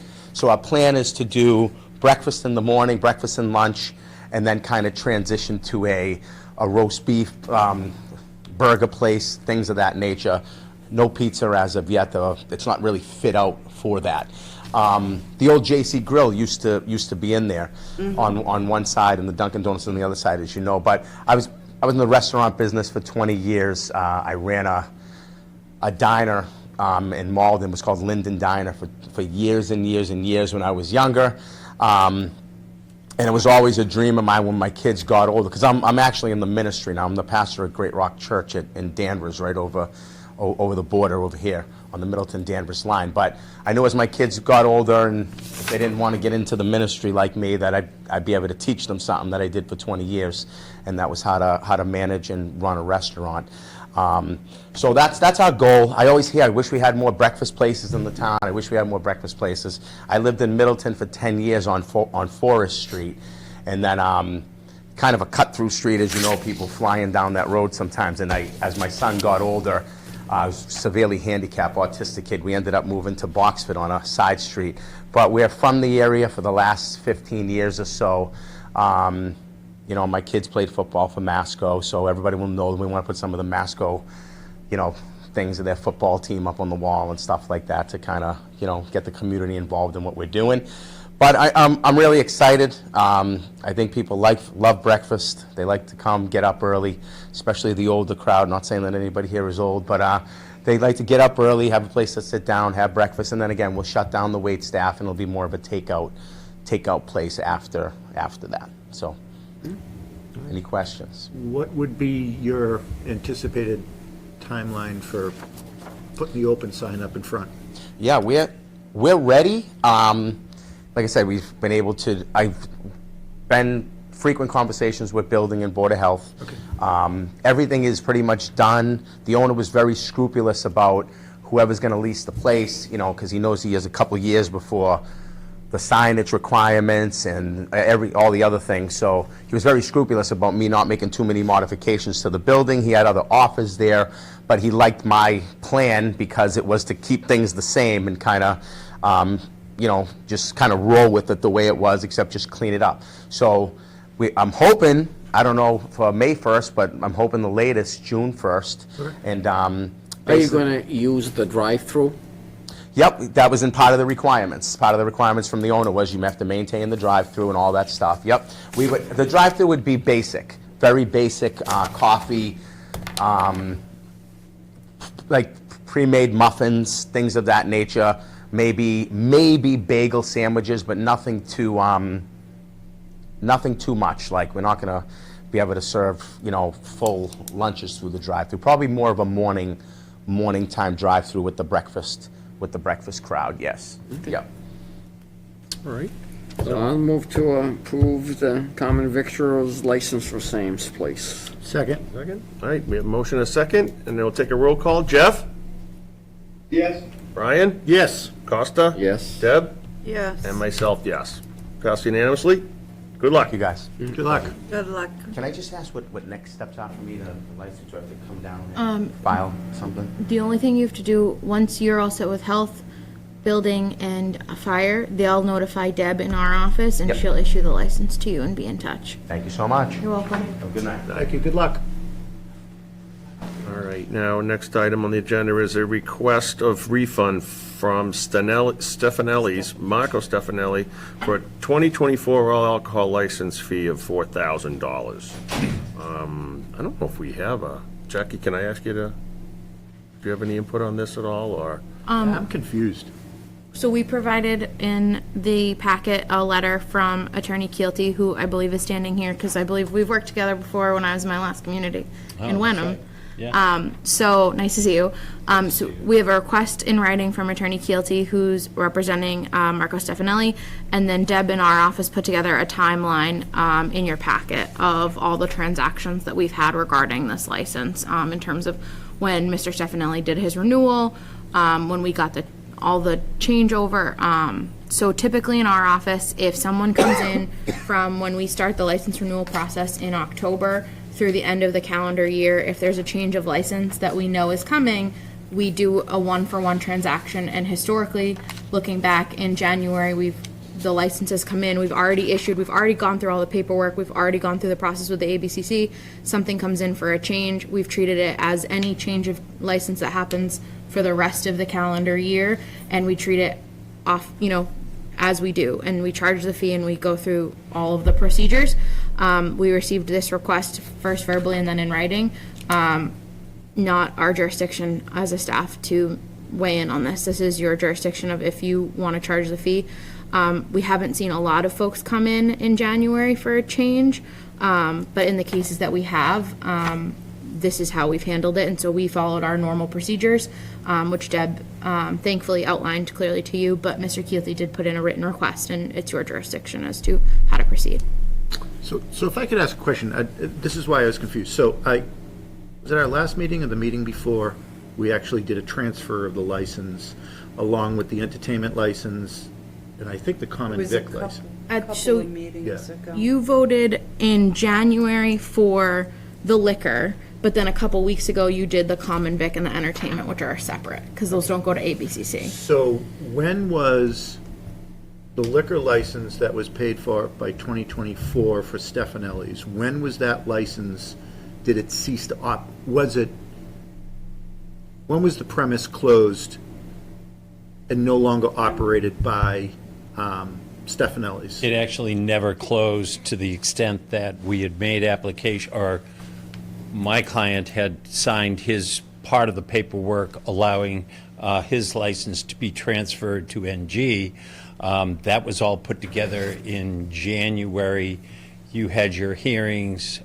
My guy had paid at the end of 2023 for the renewal. For the renewal on January 1. For Yeah. 24. So I'm assuming, as part of the acquisition of the business, was basically the acquisition / transfer of basically the license holder of the previous license, which was paid for in October and renewed, and we voted on it at some point, and it became renewed on January 1st. That was part of the value of the property, of selling equipment, chairs, Yes. name, sign, Yes, et cetera. and the license, you're correct. So, And ordinarily, if not paid for twice, we would have prorated it. but the payment that happened, you made a payment in October for January renewal. 1st.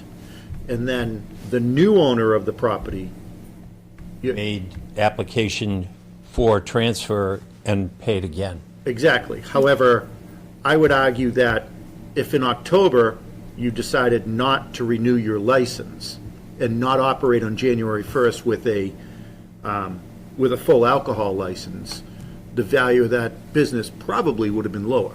Oh, sure.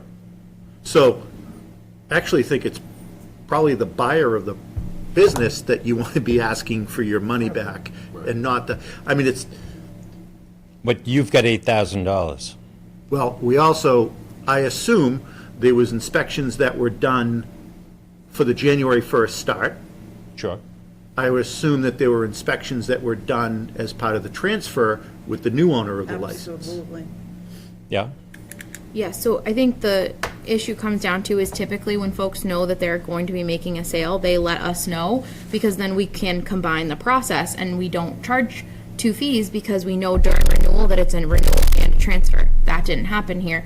We got the application for the transfer on January 11th. So when our license renewal went out to Stefanelli's in October, they submitted everything November 28th, which is the due date, which we appreciate, with everything for Marco to continue going for another full year. So we treated it as a renewal. And then December 5th, this board issued it. We mailed it out to Mr. Stefanelli on the 18th. And then, so we did the fire prevention inspection, the building commissioner inspection, all of the processing that we do with ABCC for annual renewals, sent it all out. We were good to go. And then January 11th, a completely new application for the transfer came in. And so we still had to then do all of those processes once more for the Again. new business. So that's where, from mine and Deb's perspective, we discussed it, and I did not feel like I could waive this fee. It's the board's jurisdiction. To me, that's why we did the timeline, because that was our understanding of what we could and couldn't do. We were doing the process twice. We went through the ABCC process twice. Our inspectional staff did their piece twice. So we felt this had been our protocol for several years, and this would be what we would do unless, and that's where I advised Mr. Keelty through Marco, Deb maybe did, to do something in writing to the board if he felt that he did not like the protocol that we had laid out. Can I ask, what was the actual date that Stefanelli's was no longer open to the public? Because they did close. Really, a very, very, very brief. If they were closed at all, the new owners were on the premises very early in the year while they awaited the transfer as our employees essentially operating under my client Stefanelli's insurance. But there was a date that the doors were closed. That I'd be interested to know what, as part of our decision, what were the doors closed on January 15th? Were they closed on February 15th? When was the last meal cooked at Stefanelli? So the last drink served? That's what I'd like to know. I don't know that date. I What don't date- know of them ever closing. What day did the closure of the acquisition happen? What day? March 21, after So all I the, would argue to that point, Jeff, the license was live from January 1st till March 25th, because on March 24th, an acquisition could have not happened, and that door could have reopened again, and the lights could have been on, and they could have continued to operate under the license and the common vic and the entertainment and the, I understand that. I'd still be interested to know what the date was. That would affect my decision if you're telling me that they closed the door and never served another drink from January 15th is different than was February 28th. We don't have that date? So we no, have it because on. I don't think it existed. We have it on paper, Jeff, in the sense that the ABCC approved Crossroads becoming the approved place on March 13th, and then we got your signatures and issued that to Crossroads on March 19th. So on paper, the last day of Stefanelli's was March 18th, and the first day of Crossroads was March 19th. But what I think Mr. Keelty just said is that this Crossroads staff were operating under Mr. Stefanelli's license until the business acquisition transfer On the and the sale 21st. closed. Is that what I? Yes. Exactly. But there was a period of time when that place was closed. Yeah. And I'm just wondering what, they what? I mean, it absolutely was closed. I'm curious what the date the last drink was served, because that would affect my decision. So Jeff, do you remember when we had the meeting with Crossroads and Stefanelli's here? They said that they were going to close, but it was only going to be for not even a week. And they were gonna do some minor modifications. Right. So that's all they were doing. That was clearly their decision to close to do modifications. But They the didn't place have was to. closed a lot more than a week. No, It was Yeah. closed longer, and the building went through a sale, and they specifically waited when they were done, because they hadn't received the license yet. There was a For the time ABC. period where they applied. Yeah, I remember when they And there came- was a delay that was on the state end for whatever reason. Maybe it had to do with the building The sale or typical something. ABC Yeah, so I do process. remember when he came in for the common The vic. in investigator was on vacation. When he came in for the common Typical vic in the, ABCC process. in the entertainment license, and I asked the new owner, like, when are the doors gonna open? And he said, we're ready, just waiting for ABCC to give us their approval, which the wheels of state government move slowly. So I'm gonna. So they didn't operate under the Stefanelli license. They just, They could have. yeah, but they, Well, right, staff but they was didn't. there It was during closed. whatever transition, but I would argue that the Stefanelli license ceased to exist the day that We this closed. board put pen on paper, while ABCC might have approved on March March 19th. 19th. It really. And wasn't you that signed a confusing. couple of days When later. did we sign? So March 13th, the ABCC approved, and you all signed it on March 18th, and then we issued it on the 19th once we had, because we did not have payment from Ganesh. So we received payment from Ganesh, the new business owner, for the license on March 19th and issued the license. Okay. So, When did we vote to give them the right to go to the ABCC? Did we have a vote earlier than that, right? Yeah, Jeff, you voted that night on January 23rd. January 23rd. but I would assume they were still operating at that point. Under Stefanelli's. Yeah, under the Stefanelli's. I mean, the Stefanelli's license existed until March. it was transferred. So, Yeah. again, I mean, I'm not privy, nor am I asking to be privy to whatever the agreement was between these two corporations, but part of the value of that property, of that business, was the value of that license. Without a doubt. So, again, I think my comment is, I actually think Mr. conversation Stefanelli should be should be between- having the conversation with the buyer of his property. I understand you're saying we took two Yeah. fees, but we actually took two separate applications. We didn't take one application. And processed, Yeah. too. So if the fee, $4,000 fee, is related to the inspections, the process, et cetera, I guess, and that's the protocol, I guess I would be fine with that. I am here because we thought there was an annual fee separate and distinct from processing, et cetera, that was being charged and had been, in my personal opinion, perhaps erroneously charged twice. Ordinarily, we'd go to a closing and you would prorate the license on a per Exactly. diem basis. But in this instance, we were prepared to do that, but then discovered that the new folks, NG, that they had paid again. If the suggestion is that that's the way it is in Middleton, and I don't say that, as a wise guy, I just mean if that's, as Jackie explained it, if that's the protocol and he paid for a license that was completely processed and then the new folks paid for, even though it's the same license, that's something Well, it's I, actually not the same license. It's a completely different license. well, it's the same license number, isn't it, from the ABCC standpoint? So The this is, transfer. Yeah. this is what I hate about the whole Transfer acquisition ownership. process. It's, yes, you're buying a business, and a part of the business you're buying is, I agree to transfer my license to you. Correct. You only agree when the licensing authority says, we allow that to happen. That's true. So the way I view it as. It's a license. Yeah, exactly. So, and this is, now, I also hate when they come in and they actually use the license as collateral. I actually think that should never happen, but it happens, and I understand why it happens. So, maybe in October, November, or even December, when the license process was going on, didn't know that a sale was gonna happen. Right. I think this is just a case of bad timing. But I'm gonna go back in my Wayback Machine for a little bit. This board actually gave all of our full alcohol licensees a refund the year of COVID. And we did that purposefully, and I actually think this facility was one of them that actually benefited from that. And Probably, yep. so I think this board's tried to be realistic. We recently raised fees when we hadn't raised them for a long period of time. We raised them because we realized the amount of work that was happening by our fire inspector, by our Building and health. building, by our health, and then, God love Debbie in the office, and Jackie and Justin, the time that is happening there. And then lastly, we went through the year before, this isn't you, but I just need to say this.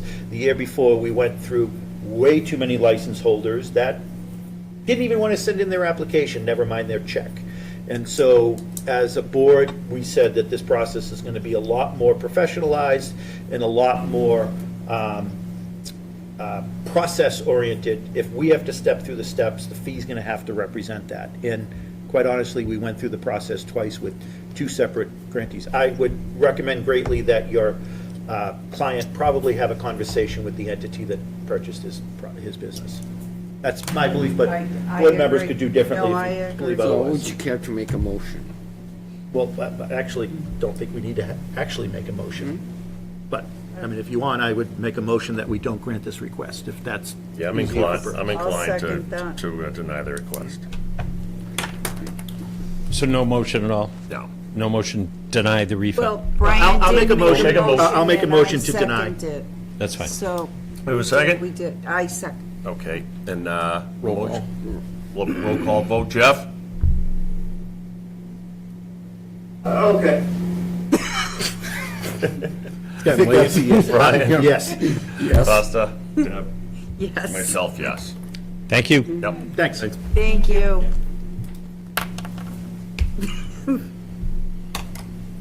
All right, and now we have discussion on Route 114 Community and Economic Development Corridor Strategy. Justin?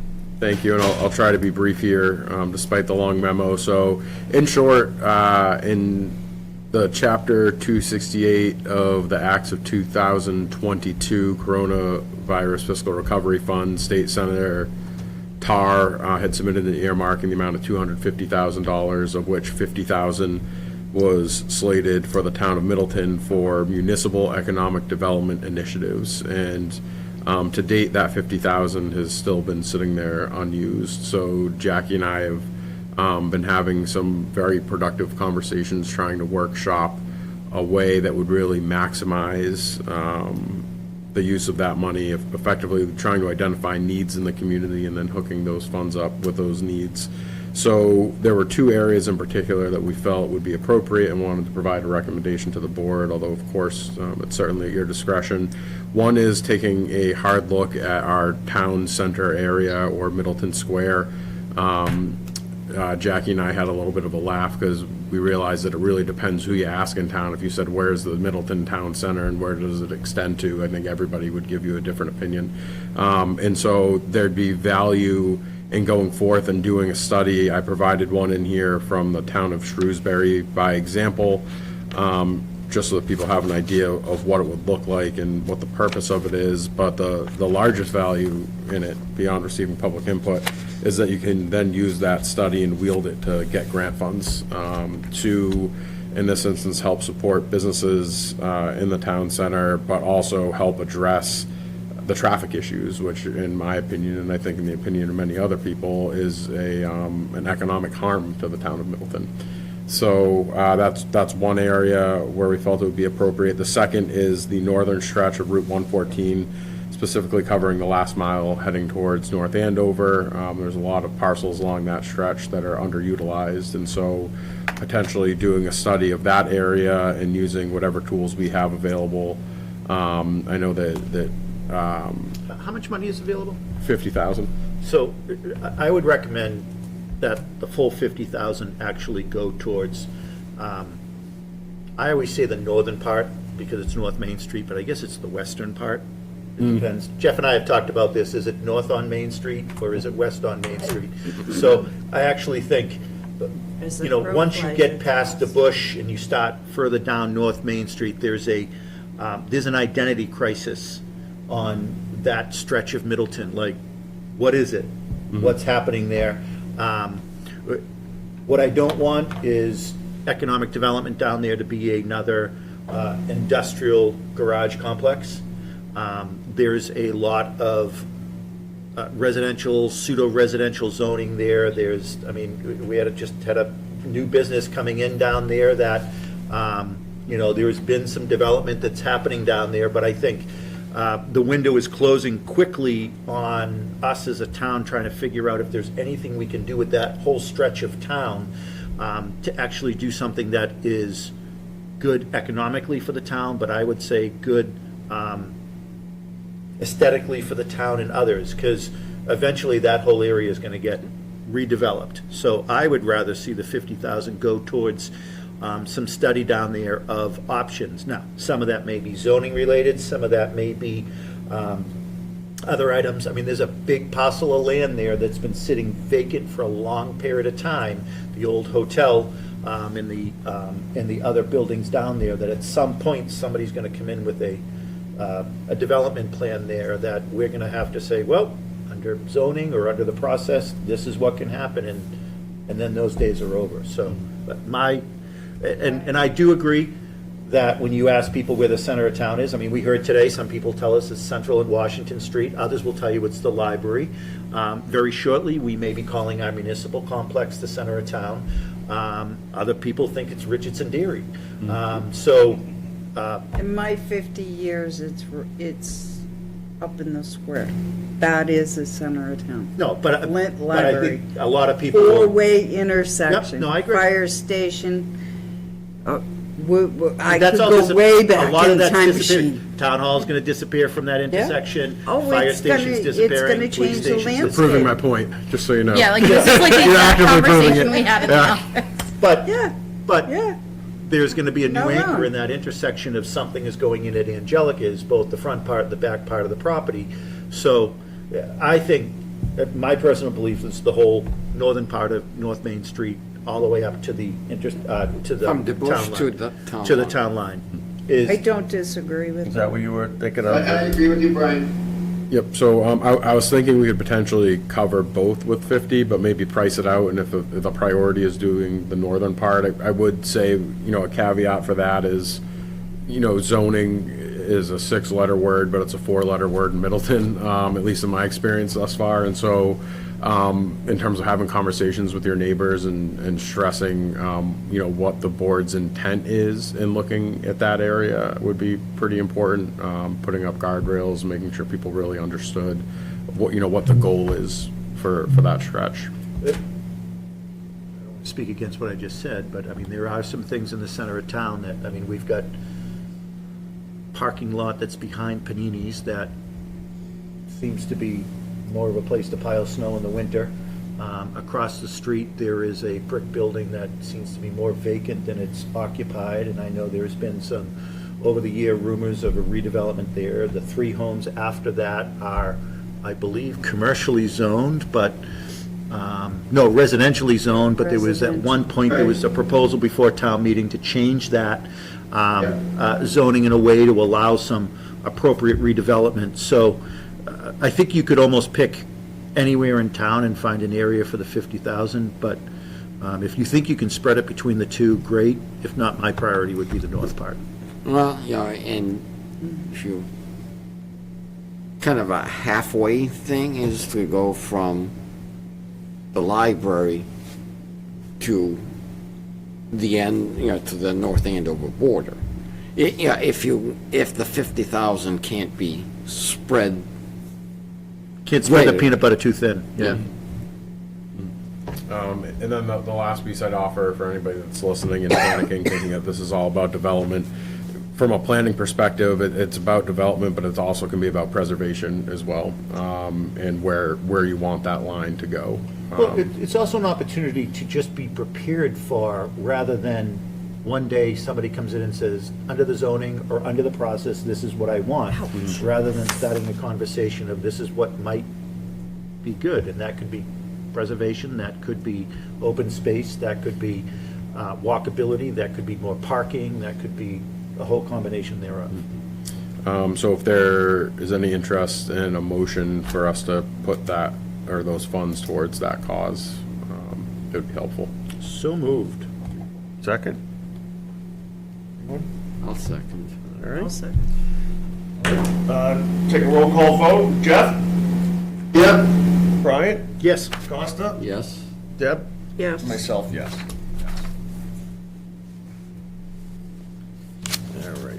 Next, we have an update on the sick leave bank policy from Jackie. Hello. Hi, I'm still gonna here?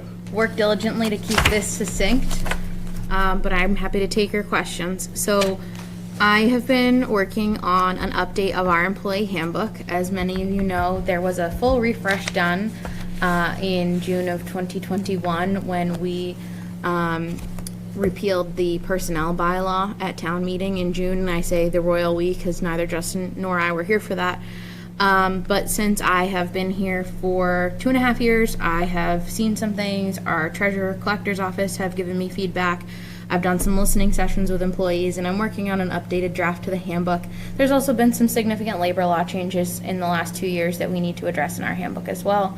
The one policy that I think I heard the most feedback from the employees on, and I think is the most time sensitive, was the sick leave bank.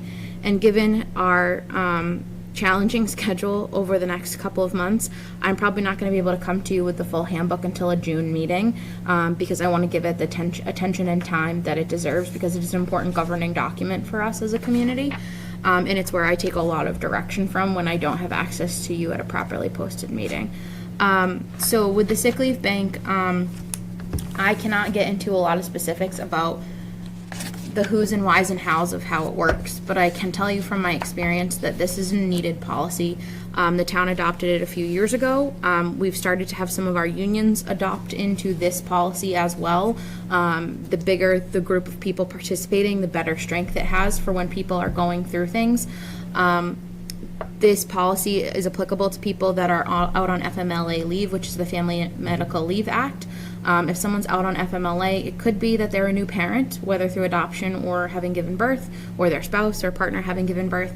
It could be that they're out for a family member having some sort of ongoing illness. They themselves could be having some sort of ongoing illness. There's a variety of issues. There's no one size fits all, and it does include, people taking care of a dependent or an immediate family member. But the goal of the sick leave bank is to ensure that we have employees that are taking that federal 3 months of leave. It's 3 months under FMLA for a full-time employee, and not having to worry about not being able to have money to pay towards their health insurance deductions while they're going through something like this.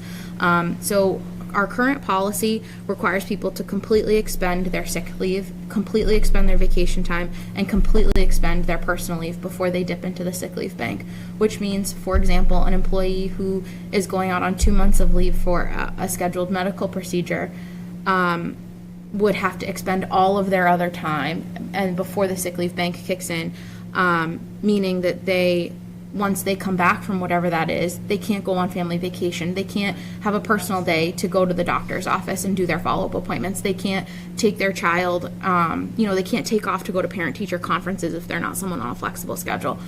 To me, that is really challenging from an HR perspective. I think we've been working really diligently, and I credit the board with everything that we've done with health insurance so far, everything that we've been doing to make Middleton a great place for our employees to work. To me, this policy is the next step. It would return directed donations of sick leave time. People have to put them in the bank. There'd be a limit of how much people could direct into the bank, and there'd be a limit of that time period that represents FMLA that people could use. But it would mean that people would only have to use 50% of their vacation time, and would not be diminished their personal days before they have access to the sick leave bank. That's my current recommendation. I spoke with a lot of employees on this. I spoke with several of our unions about it. It's a big change, but I think it would be going a long way when we need to support employees that are going kind of through the worst of it. Do our elementary schools have a different sick leave bank policy? They have FMLA. I know that they have, from what I recall, I believe they have a sick leave bank policy. I haven't referenced it recently. Okay, so I'd highly recommend we look at the elementary school, also look at probably what Masco has. And I know there's a lot of activity happening across the state, specifically in education, about expansion to and negotiation of sick leave bank items. So I want to see where we are vis-a-vis that and make sure that we're not disconnected I don't think we'll be disconnected where we end up. I think that this is an area where a lot of communities, if they have a sick leave bank, are making the types of changes that we're talking about, or a lot of communities are still adding a sick leave bank. It's still new for a lot of communities because it's kind of a funny concept. It's something that's only really kind of been established in the last 10 years. A lot of people just did it on the back of a napkin prior to that. Back in the day, it was a town wanted one, they had to do a special act to the legislature to allow a sick leave bank. And that's why they ended up doing it on the back of a napkin. Yeah, exactly. So I think this is a good compromise in terms of all the different things, and I'd rather be with this particular policy area. As I said to Justin, I'd rather it be slightly overly compassionate than the reverse. I don't think it's overly compassionate. I think it's appropriate. So, is it possible to kind of just see where this is vis-à-vis schools? I mean, I'm not kind of ready to make a decision on this until I kind of see that. Yeah, we certainly can. Okay. I'll agree with that. I would say this one, I do have some time-sensitive reasons, so I will be back and prepared to see you on the 23rd of April, because I want to get this one addressed in a time-sensitive way. So I'll hope to send that stuff out to you soon. Okay. Great, thank you very much. And now we have a discussion regarding proposed Masco Building Committee, and it's the building committee's structure of the committee. Right. Let me fill you in. Last Thursday, the FinCom, had a meeting at which two of our Middleton reps to school committee members were present, talking about, the $5 million ask. As part of that conversation, it was reported that the previous Monday, April 1st, the Masco's Budget and District Capital Improvement Committee had a conversation about doing a sort of building committee that especially Boxford people were really, pushing for. And what they ended up with is to ask, and this will be their recommendation to their full school committee meeting, which is tomorrow. So if we want to have any input, we got to get it to them tomorrow, is that there are 4 members on that subcommittee. They want to ask each town to send 1 or 2 representatives to that committee, but each town has 1 vote. So if Middleton sends 2 people, those 2 people share 1 vote. What? Even if they disagree? It is, so the committee would have 7 votes. 4 of the votes would be from school committee members, which would then make recommendations to the full school committee. I think, it is not designed to get real input, but designed for the school committee to maintain control of the process. At a school committee meeting that was right after the town administrators, talked to Masco about their other prior, the $1 million and agreed to fund $400,000 from free cash for this year.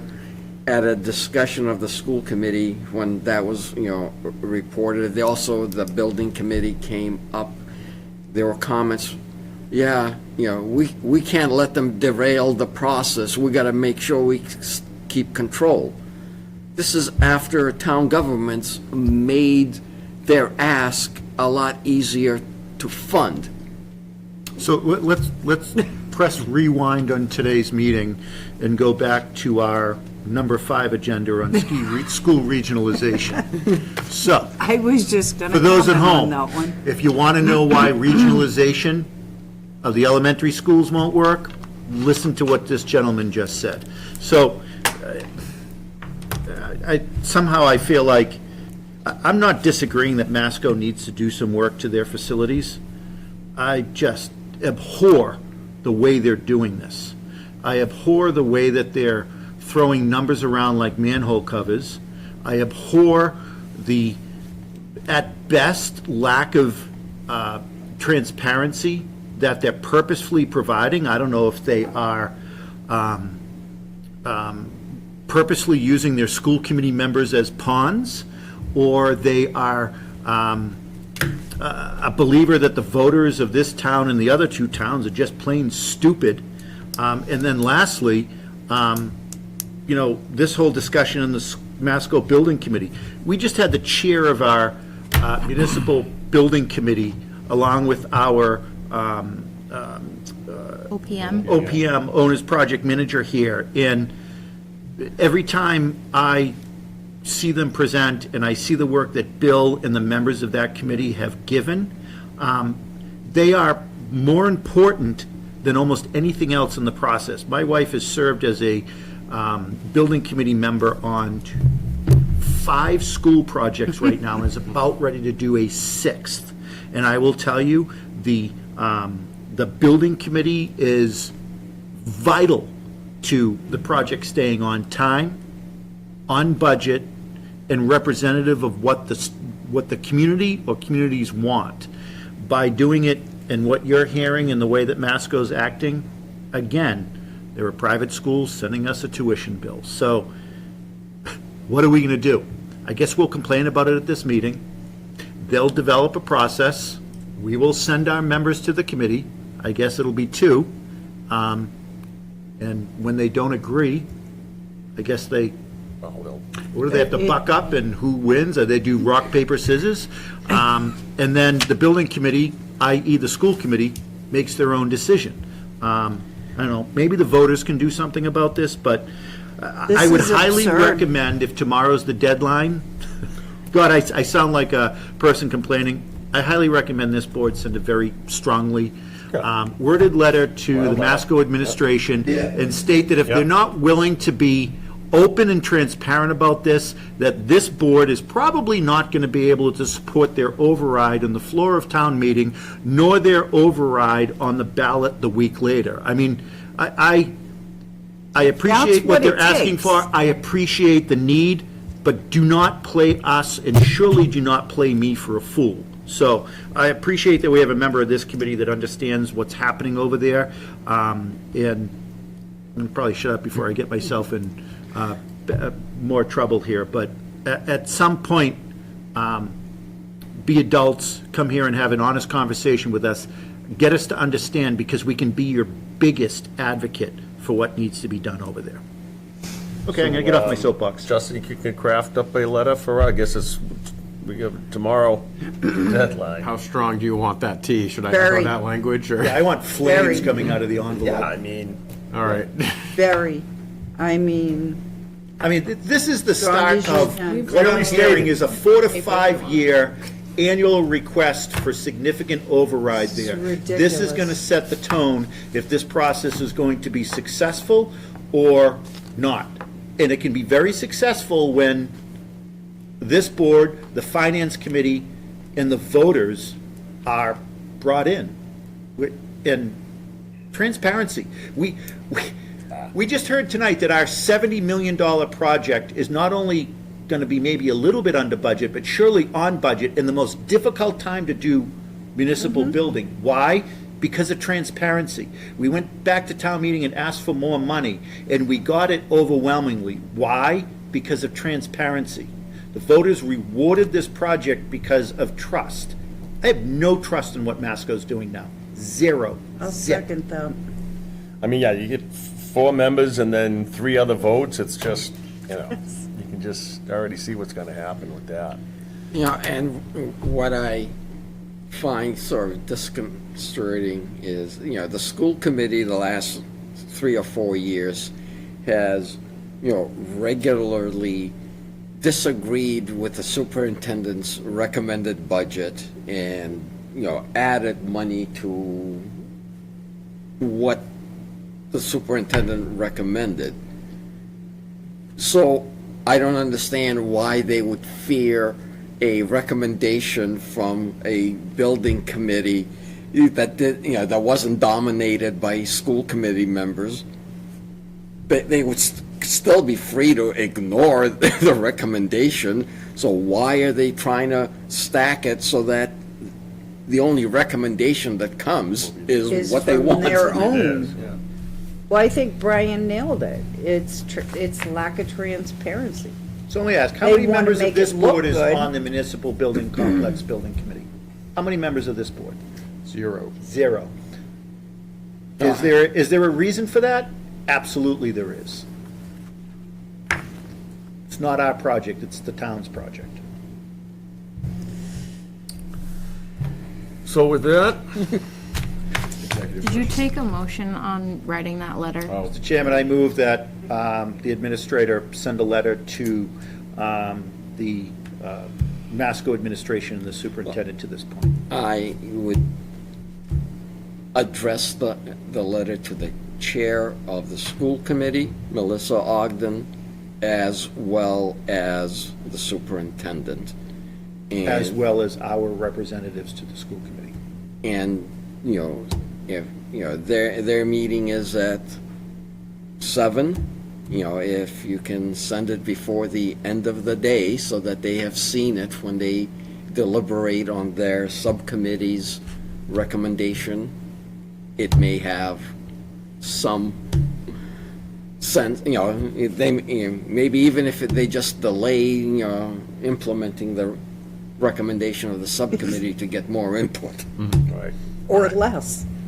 Less I'll input. email a copy, and I'll also drop off a hard copy on my way Let out. them know that they are risking, this is for me, risking the support that they should be able to receive very easily from this committee at town meeting and at the voting box of an override, that I'm not arguing there's a need facilities-wide there, but sometimes a need gets trumped by a process. Does the board unanimously agree with that sentiment?